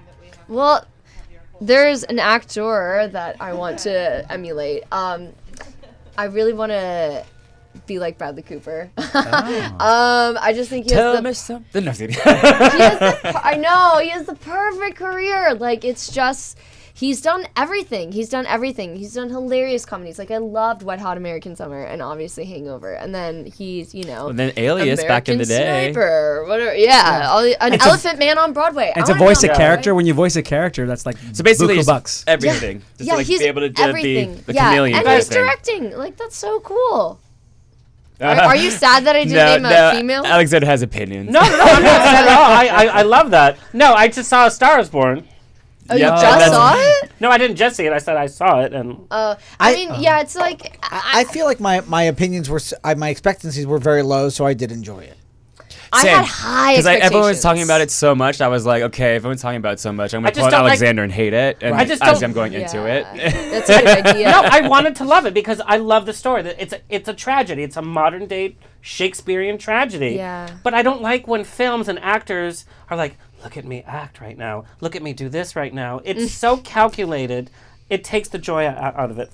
Well, I host karaoke on the site, so I get to hear people butcher the Shallow song every minute. fucking minute. I'm It's so this glad that generation song- suddenly Seymour. Like it's So like I- it is. Yeah. It is, it literally. I can't go to So karaoke because every woman wants to sing "Summertime" and I want to murder myself. Oh, I love that. Summertime. Really? Yeah, of course. That's it- a tough That song.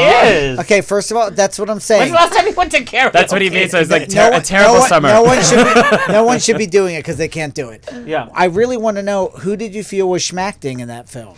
Bradley Cooper. No. He was so like, Wrong. he's like, I'm gonna copy Sam Elliott. He even talks about that he Do was it. trying to modify his voice to be his character. Jack Lemmon, and you know who Jack Lemmon is. They asked him. Why am I the old fuck in this thing? No, because you spent time with classic Hollywood. Here's the thing. They were asking him at an interview about Saving Private Ryan because Spielberg sent all of the actors to this intense boot camp where they almost died and they were starved and whatever. Jeez. And they asked Jack Lemmon, like, what do you think of that acting process? He's like, why didn't they just act? Which is kind of what you said. Yeah. Screw that. Are you kidding me? Like a You're boot- gonna starve me? No method acting. Hell no. Are you? Where's the Philly cheesesteaks? Where's Anyway, Crafty? But it's just really indulgent. And my fear, I haven't seen Joker yet, even though I know I have to see it. My fear is that we're going to see another indulgent film that's going to be great, but it's like, look at me, look at me, Right. look no, at me. it Call me- wasn't let's like go to- that. It can was we go together? great. Yeah. So you saw it, Sarah? You saw I it? bring Yeah, I did. I just didn't I like loved that. it. Who is the because he did the Hangover. Was it, his name is Todd Phillips? Is that his name? The one who Oh, yeah, directed the yeah, movie? yeah. Yeah. Todd And did you hear what he had said? He was like, "Oh, the reason why he's now getting into like that kind of genre is because he won't do comedy like The Hangover anymore because of all the woke people. Comedy's like too restricted now, and Because you have to be PC. Interesting. Well, that's be what- too PC. I don't And I'm like, perform at half of those and I was like, venues if you Yeah. can't understand the difference between vulgarity and like offensiveness, then maybe you're not really a comedian. That's in right. general. That's right. Use Yeah. some critical thinking. Exactly. Thank you. But we know Yeah. the best comedy is actually played not as comedy; it's played as drama. That's right. Jessica Lange gave one of the best interviews that the biggest role of her life that she was so scared of was in Tootsie because she says, "I don't know how to play comedy," and the director kept saying, "You don't play comedy. Yeah. Right. Play it for real." What And a then- relief. Yeah. He's actually funny. Can I just say before we get too far off the Joker thing, has anyone? Oh, I'm being played off. Screw you, you bastard. Screw you with your plaid It's shirt. America's Got Talent all over again. It's summertime. I want to play checker on your back with your plaid shirt. Okay, sing a little with summertime. Summertime. Oh, you wanted to sing? Well, the words are on the screen. I'm but just saying. That's karaoke. That's why it's karaoke. Well, you're the king of karaoke. Go for You it. do it. Yeah, right. Jumping. And the cotton is high. I saw Audrey, or is it Audra McDonald? I can't Audra. remember. Audra. Audra Yeah. McDonald. Yeah. I saw her sing this I stalked her years at and the years Grove. ago. It Right. was so Unless you're good. older Okay. and black, you should not be singing this song. Correct. Now let me say this. Fantasia Bruno ruined this. I have had. Jeez. Oh my This is a tough god. crowd. Yeah, Yeah. I like it. But I will Yeah. say to your point about the Joker, has anyone seen the spoof? Now I don't watch SNL a lot, but the spoof of the Joker as the Grouch from Sesame Yes, Street. I just watched That was it. really, You really gotta that was watch so it. good. The, Yeah, it the was latest great. season of SNL, they've been on a roll for the Yeah. last year. That was pretty good. So Michael, we can go in two different ways. I literally had pages for well, Both ways.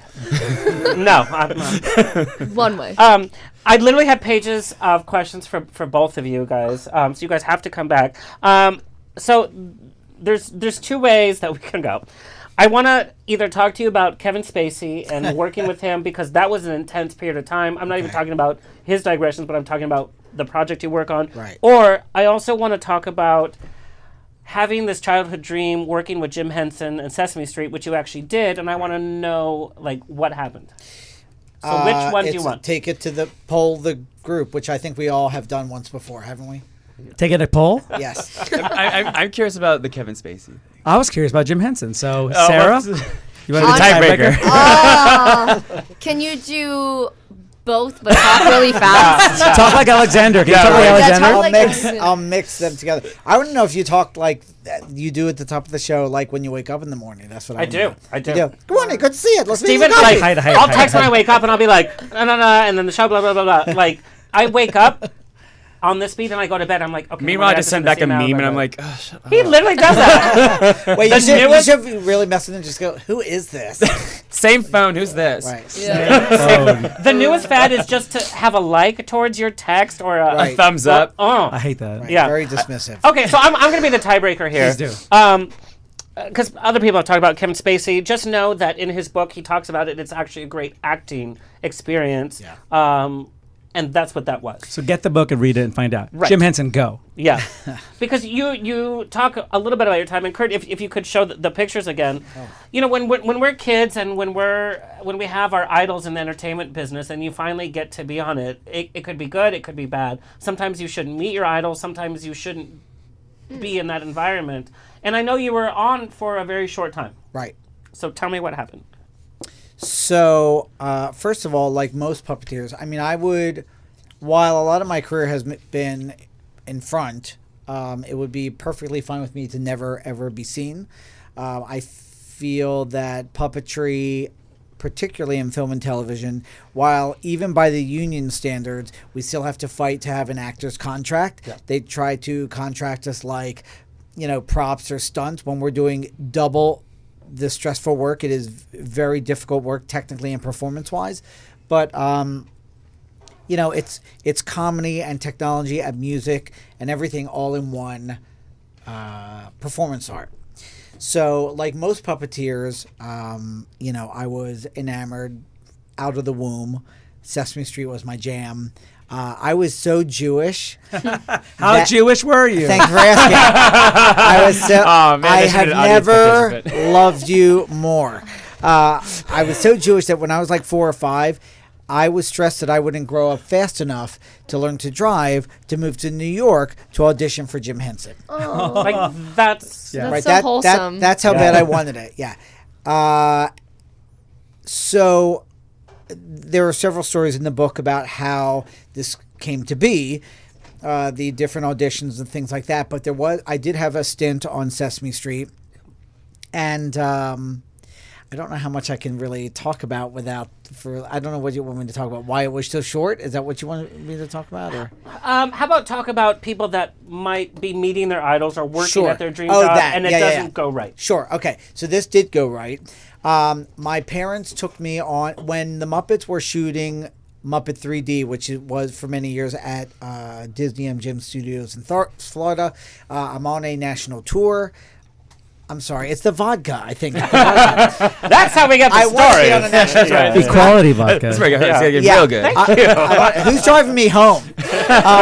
So I'm on a tram car tour of the studio, and they said, and to our left are the studio offices being, rented out by Jim Henson Productions, and I must have been like 14 or 15, and I literally leaped off the tram car, and I went under the security barrier. It's a big ball story. And but there was no security back then. It was before 9/11, right? And I walked into the office, and I'm like, "Hi, I'm here to see Jim Henson."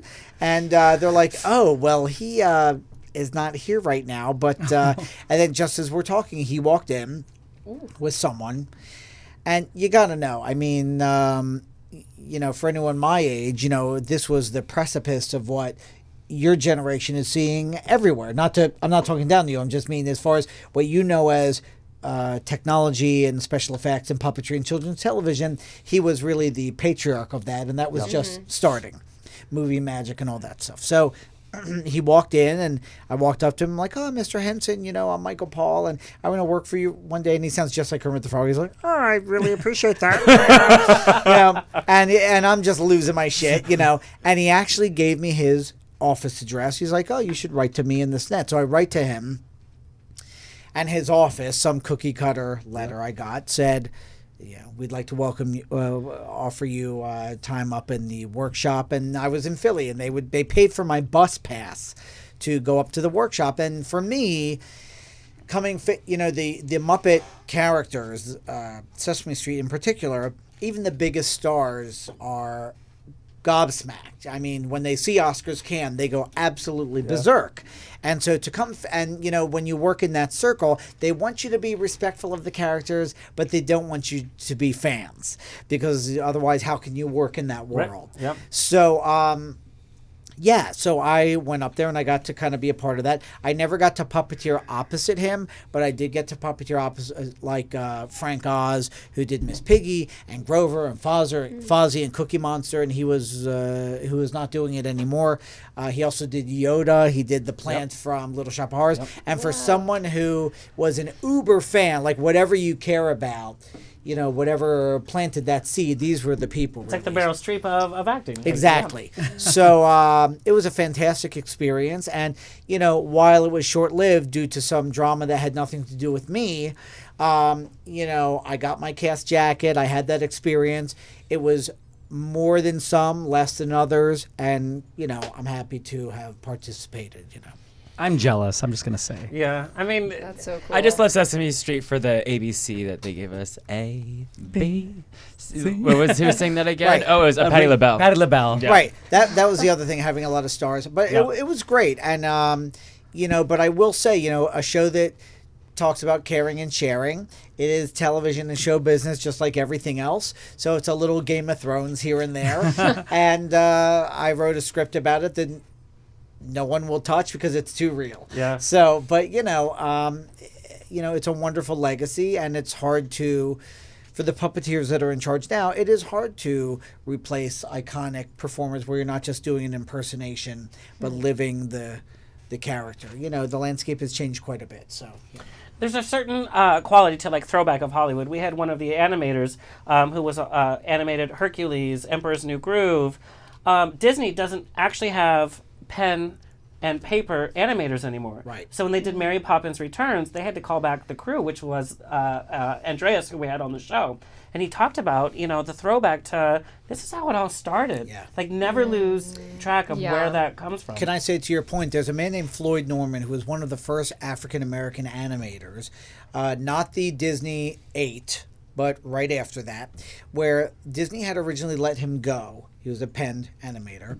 And then when Pixar became really big, they said, we can't get our computers to do the same thing that you do. Can you come in? Once Pixar did that, Disney made him a Disney legend. And now he is on every movie rollout, anniversary rollout.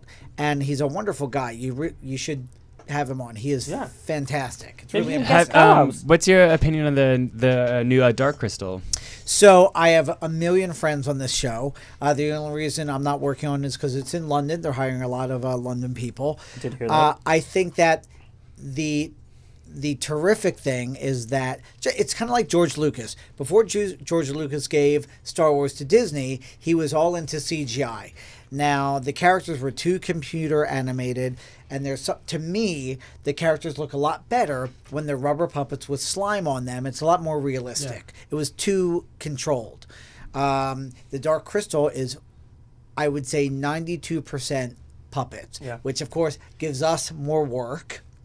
That being said, I'm an adult now. I'm in my 40s. So after like episode 3, it's a bunch of puppets. Yeah. But for the accomplishment and for people of a younger generation, it really shows that computers can't do everything. Yeah. Yes. It was really genuine towards Jim Henson and everything like that. Agreed. Yeah. I mean, I will say the Henson kids really stepped up. They are not the directors and creators of it. They stepped in though. But I will say to honor his legacy, really that movie all those years ago did not do well. Yeah. And he was very depressed about it. But it really was ahead of its time. So he gave them a terrific world to really, have some tangible layers, What amazing stories. We do have to wrap up, which makes me so sad. But Sarah, fairly new to the industry. Now you're getting roles. Now you're being put with some heavy hitters. How has your family and friendship dynamic changed now that you're like, guys, I'm like an actress now on the big screen? No matter how humble you want to stay, part of your life does change. And I don't know how you've handled that and how it has changed for you. Well, I'm following you now, so you're a big deal. Clearly. Thank you. Honestly, it hasn't changed very much. My family's always been, they're very grounded. They're very supportive. They never let me think of myself as anything other than what I am, which is, good enough, but not too good. So I'm really, I'm grateful. I had awesome parents. And some of my best friends I've had since I was like 5.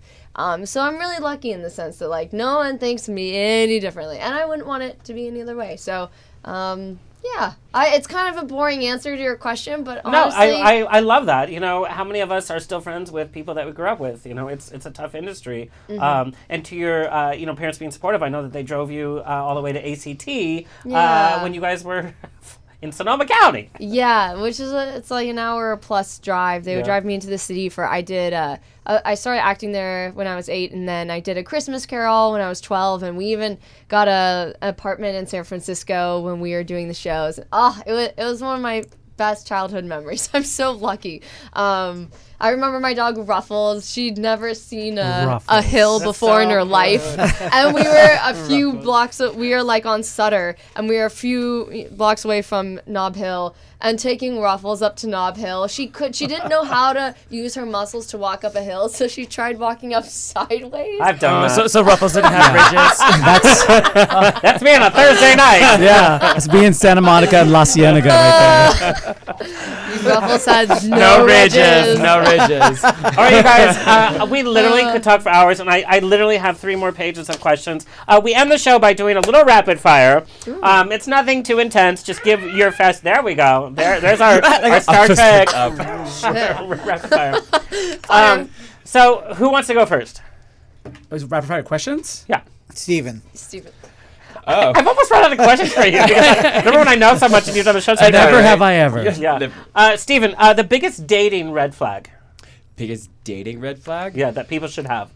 that people should have.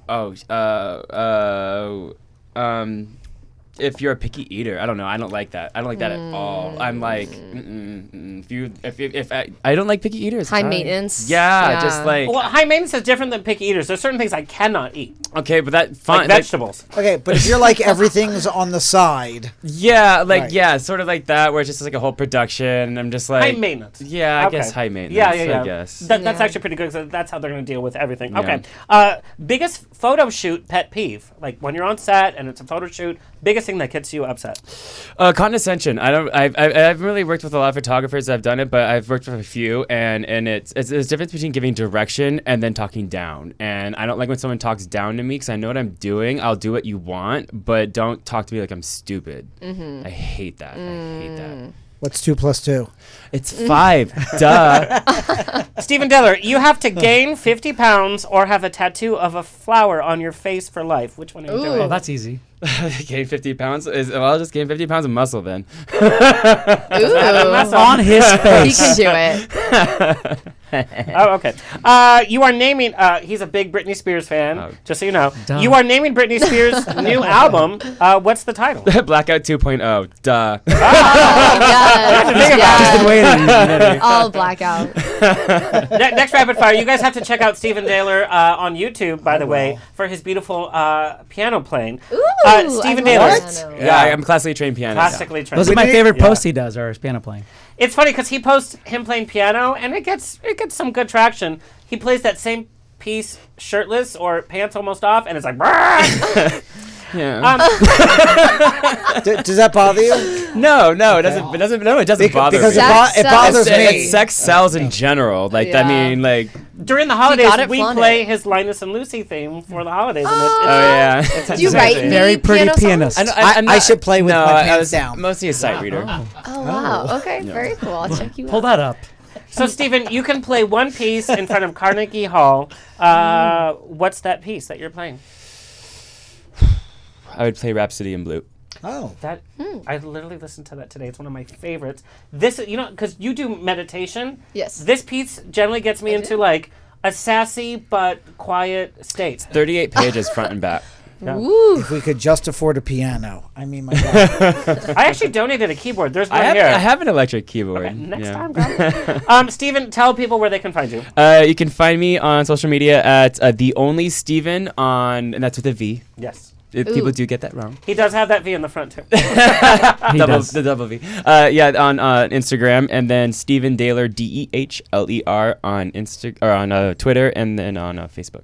All right, and on YouTube, go ahead and go to his piano playing. I do and have give him I do have a comment. page on YouTube where there's like about 15 or so songs that I've played. There's Autumn Leaves. There's Claire de Lune. Do you sing as well or just play? Just play. I mean, I wish I took singing lessons when I was younger. It's just never. I'm too bashful. You to could hum a lot.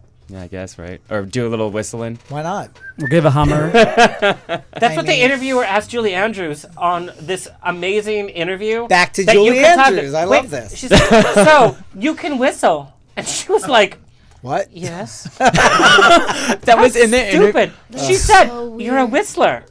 Yeah. You did your own whistling in Mary Poppins. And she's like, bitch, I also flew through the sky in Mary Right. Poppins too. Okay, who's next? I would say ladies would be first, but I guess I already went first. Sarah. Okay. You could reboot any horror film. Which one is it? I know mine. Go ahead. You'll get your turn. Sorry. It's not a competition. It's not for you, Damien. You're asking the worst person because I just started watching horror movies. Okay, so which Of the one? ones have you seen? Of the ones I've seen, which one okay, I guess we are in desperate need of a reboot of Midsummer, which came out in July, and it's been far too long. That's how much you so- loved it. Girl, I almost got kicked out of that film because I started laughing. I did not enjoy that film. Really? I was laughing. That's crazy. Yeah. I would love to see you in a reboot of Rosemary's Baby. Oh! You play the Damn baby. it! You play the baby. Picked the perfect one. I was gonna say. I'll play the devil. I was gonna say Scream. Ooh, I haven't seen Scream. I think Rosemary's Baby. Oh my God. Rosemary's Because it's Baby. a little. Yeah. I see both. right. I watch both. Yeah. Okay. Leave the Scream to the MTV queens. We had them on last week. But we love you. Biggest thing you are scared of in real life? confrontation. Oh. Yeah. That's a great answer, by the way. Because it's not like spiders or ghosts or. Oh no, confrontation. it's interpersonal relations. Yes. Thank you for your support. I just like similarly to you, like condescension. I just hate people who are unhappy with themselves and then are mean to you because they haven't dealt with it. I think that's so shitty, and I think it's everyone's responsibility to take care of yourself so you can be a decent human being, because that really makes the world a better place in the long run. So confrontation's Nice. good though. Like Good if they one. forget the fries in my bag, I'll still not want to say anything. I'm like, thank you. I know it's so hard. I hate it, and I'm the biggest bitch in the world. But confrontation still makes. But me there's a angry. way to be. You don't have to be confrontational to get what you need, right? Right. Like sometimes, like I think my therapist was like, like being assertive. Like there's a way to be assertive without, while still being polite and asking, stating your needs, what you want, how you feel. But you're not being a dick or a bitch about it. It's Or a doormat, right? or a doormat. Or doormat. Yeah. Sarah, a type of role that would scare you to do. I guess something that's like super sexualized. Oh, I okay. think that would scare me. Yeah. Cause that would just. I feel like that would just. Where's my axe? Who's the real actor here, by the way?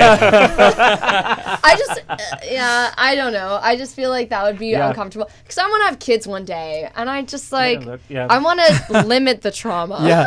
Look at mommy's boobs. Exactly. Hey, Anne Hathaway did it, and favorite Halloween costume you ever wore? Oh, Cher, obviously. Oh! Me and my best friend in 6th grade, her name was Claire. She was shorter than me. We got her a wig and is drew so on a cute. mustache, and I was Cher. I have long black hair, and I got this like one-piece like jumpsuit, and it was had all these. What's the word? It was Rhinestones. yes, Yeah. exactly. I love that. It was so fun. I'm thinking about. This year I might do Mary Poppins and the Chimney Sweeper with my boyfriend. Oh, I think that's But I cute. kind of also wanted to do like Austin Powers and like a fembot, but we'll see. Yeah, baby. Wait, so Elizabeth Hurley was so hot in that movie. So hot. I think you should be Yeah, she was. I think you should be Austin Powers and make your boyfriend be the fembot. yeah. Gender bending. is He'd at be its up for finest. it. Wait, so Claire had to be Sunny? Is that what you're telling us? Claire had to be Sunny. Oh, where's she now? That's right, exactly. That's what I'm saying. She's at a gay pride parade. Sarah, where can people find you? At Sarah E. Withers on Instagram. Sarah with an H, Withers like a horse's shoulders. Yeah. Okay. Yeah. Obviously, that's super catchy. I'm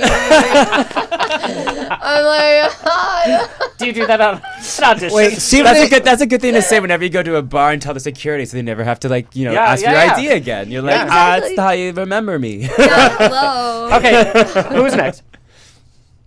What? You. Oh, Michael. Michael Paul. One of your puppets comes to life and you have to be roommates with them for 6 months. Which one would you choose? the bird of prey. Really? Yeah, probably. But he poops everywhere. Oh, well, then in that case, it would be my emotional therapy roach. Very funny, by the way. Of course he has one. Yeah.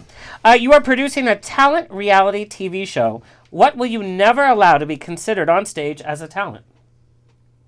Horror.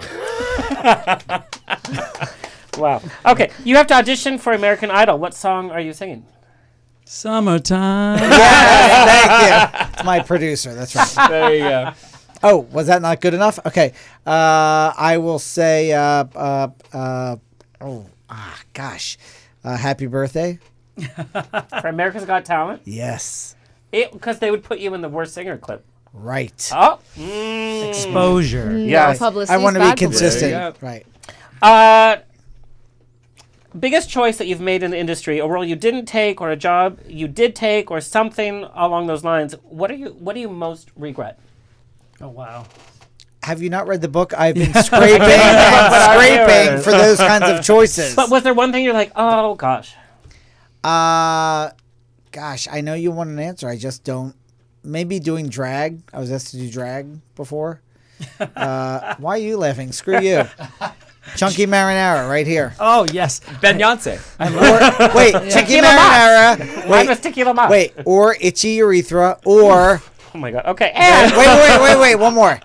Anus behaving. Oh, that's actually really funny. Behavior. Okay. I like I like that that one. Okay, Michael, you can open for any celebrity who has passed. Who is it? Well, everyone I've opened for is dead now. But So not one of those. right. Oh gosh, maybe Frank Sinatra. Oh, yeah. Yeah. That'd be He, cool. he would love you. Okay. Michael Paul, where can people find you? My handle is Michael Paul Live for Instagram, Facebook, and Twitter. And for all the juicy other stuff you want to find is michaelpaulonline.com. You guys have to get his book. It's a page turner or a swipe upper. Yeah, Amazon, Barnes & Noble, Michael, what's it called? Breaking Out of Show Business. Yeah. Yeah. You guys, it's really good. We have the Where am graphic I? up there. If you're new in the industry or you're old in the industry, you can actually learn so much. It's like a handbook with some great stories. Okay, Ben Roman, worst date. Really fast. I have to pee really bad, so this is going to be rapid Worst date. fire. I have to pee too. Worst date. Me too. Worst date was actually a guy took me to Chuck E. Cheese. Was he in the mouse outfit? And he was not in the mouse outfit, but it was a very scary. awkward, You were on uncomfortable dates when day. you were 5? Or with pedophiles. He was wearing. Why do you have to call me out, sir? He was wearing a Leave tight. Kevin Spacey alone. Yes, he was wearing a tight onesie. I will say that. You guys, I had my 21st birthday at Chuck E. Cheese. It was one of the best parties I had. And then the mouse came out looking for the kid, and there was no kid had there. my We got shoes so stolen wasted at because we had the Chuck book. E. Cheese. Okay, you have to pee. Worst on stage or event mishap, since you do a lot of live events. What's one of the worst things that happened? You're like, oh my god. That No, the happened. word I remember vividly. I was about to say like the next line after a performer came on, and I stepped 1 foot off of the stage Oh my and gosh. completely fell off of the stage. That's awful. Completely. That's worse than messing up somebody's name. And everyone in the That is audience awful. went, and I stood up. I was like, I got it, and then I jumped back on stage. Is there video on this? It's, I'm sure somewhere. This is like eight years ago, right during that cusp It's of on video. his Yeah, TikTok. right, get on- Ben get on Roman, your celebrity crush. Can I combine all of the famous Chris's? Michael Paul. Chris Pine, Chris Pratt, Chris Okay. Hemsworth. Exactly. So you have to be white. Okay. Channing Tatum. Channing Tatum. I'll say Channing White. Tatum. White and muscly. Okay. Least favorite magic trick. Stephen Dehler. So when I said trick and you said Stephen Dehler. I don't know. Hey, I'm a treat. God. Least favorite magic trick because you see all the. Oh, it's the song that they didn't have. Oh, okay. It's agree. just you're like. I think it's a good throwback. Yay. Okay. You could record it because you sing. You could record a duet with any celebrity who has passed. Past? Oh, I was like, Janet Jackson, please stay alive, Janet. Please stay alive. Not her career. Their actual. As stuff. the great philosopher W. Houston once said, I would do it with Whitney. Yeah, of course. Go pee. All right. While I wrap up the show, you guys, I'm your official first ever media grand marshal for this year's Palm Springs Pride, the first weekend of November. Look for me and On the Rocks radio show as your MC on the Pride main stage. The Pride Parade is grand marshal. I'm going to have a little crown, a little sash, and my mom is in the car with me as well. Go to palmspringspride.org. I'll be sharing the stage and introducing TLC, Betty, Christine W. And the party starts with LE Party's kickoff pool party at Hotel Zozo, November 1st at noon. House music. Also, I am doing the Trina Turk kickoff party at 6 p.m. at Trina Turk Designs in Palm Springs with Bravo TV's Craig Ramsey and Brandon Liberati. I'm also your first officer for GED's pool party at V Hotel on Saturday, November 2nd during Pride. Go to gedmag.com to book your tickets. And like I said, I'm going to be there for the whole week, and you guys have to come out. Palm Springs Pride is so inclusive. It's for families. It's for any type that you are, and I'm really honored and privileged to be their media grand marshal. It's the first time. I know Russ Matthews is probably shitting his pants. Real fast, coming up, we next week we have country singer from Rolling Stone's top 10 country videos, Brandon Stansel. We have hot veterinarian turned Animal Planet and Instagram star Dr. Evan Anton. We have 8-time Academy Award nominee makeup special effects artist V. Neal is on for a Halloween episode. Of course, she did makeup for Star Trek Motion Picture, Beetlejuice, Edward Scissorhands, Mrs. Doubtfire, Hunger Games, Pirates of the Caribbean, and more. On the Rocks is the place to be every week. Kurt, thank you so much. Our guest, thank you so much. Look for us at ontherocksradioshow.com. See you next Tuesday. This has been On the Rocks with Alexander, every Tuesday at 7 p.m. on Universal Broadcasting Network. Find me on Facebook on the Rocks Radio Show.